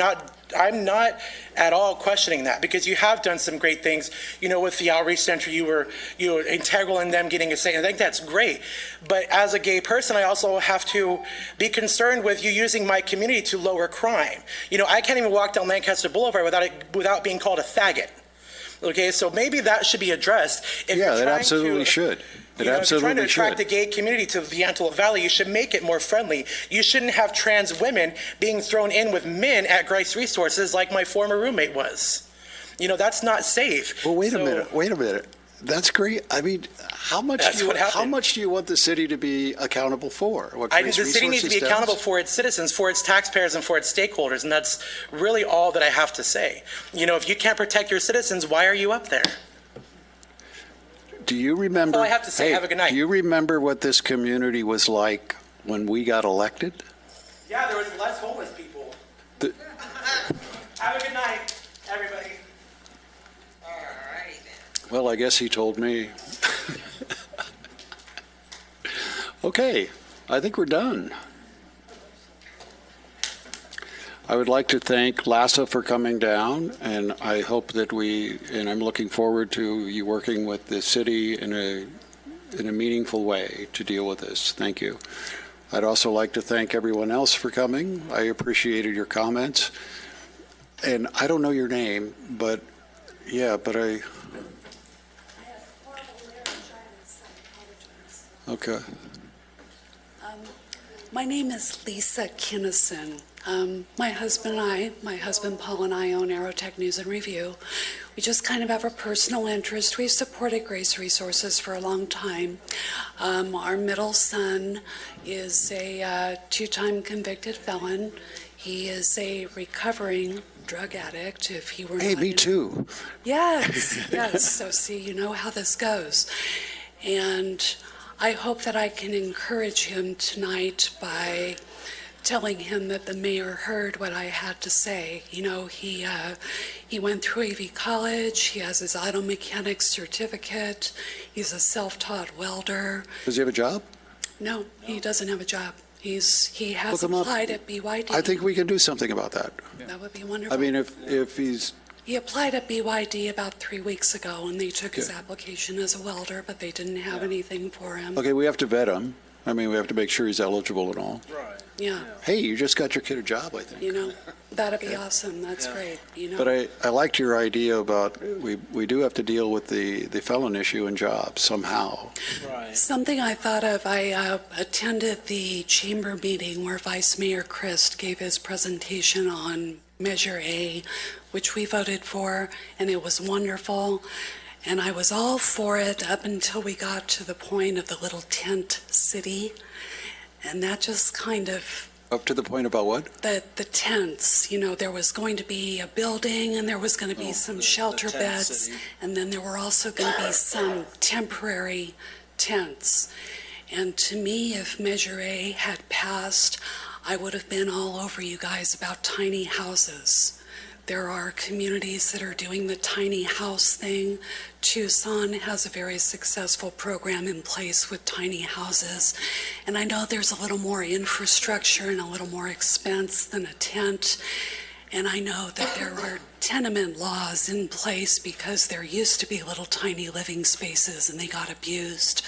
But tiny houses have been very successful in some communities in dealing with this issue.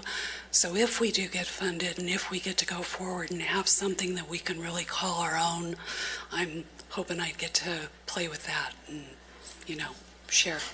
You know, a lot of it, you know, just from our perspective, you know, having a son who has been homeless, we're also being a business owner, so we're kind of torn between both sides. You Our know, office is right across the street from the welfare office, so we Right. see it all the time. So, and there's a water spigot just outside our front door at the office.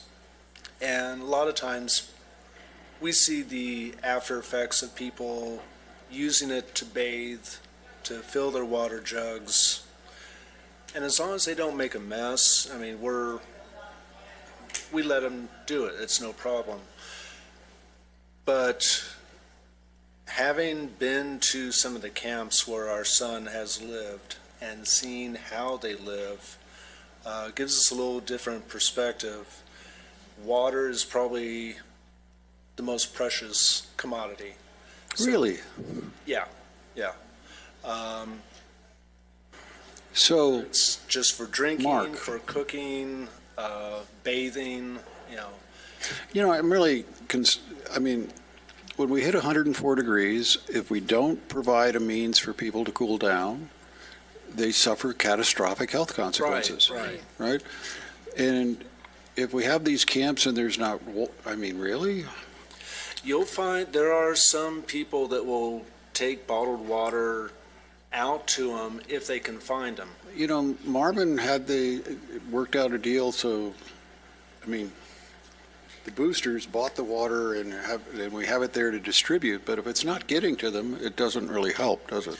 Right, and a lot of times it'll only get out to them once a week. You know, they might come out with a 5-gallon jug for a camp of 6 or 8 people once a week. Daryl, let's put a group together to work on just the water problem initially. How do we deal with that during the rest of the summer? All right? All right. You know, and your comments about, you know, the felons and the different categories. I'm thinking maybe we should be looking at some type of a vetting process that we do for the employer. Like, this person's a felon, but he's been clean for 10 years, hasn't had any trouble, you know, or actually vet him somehow, or have a private group that does that.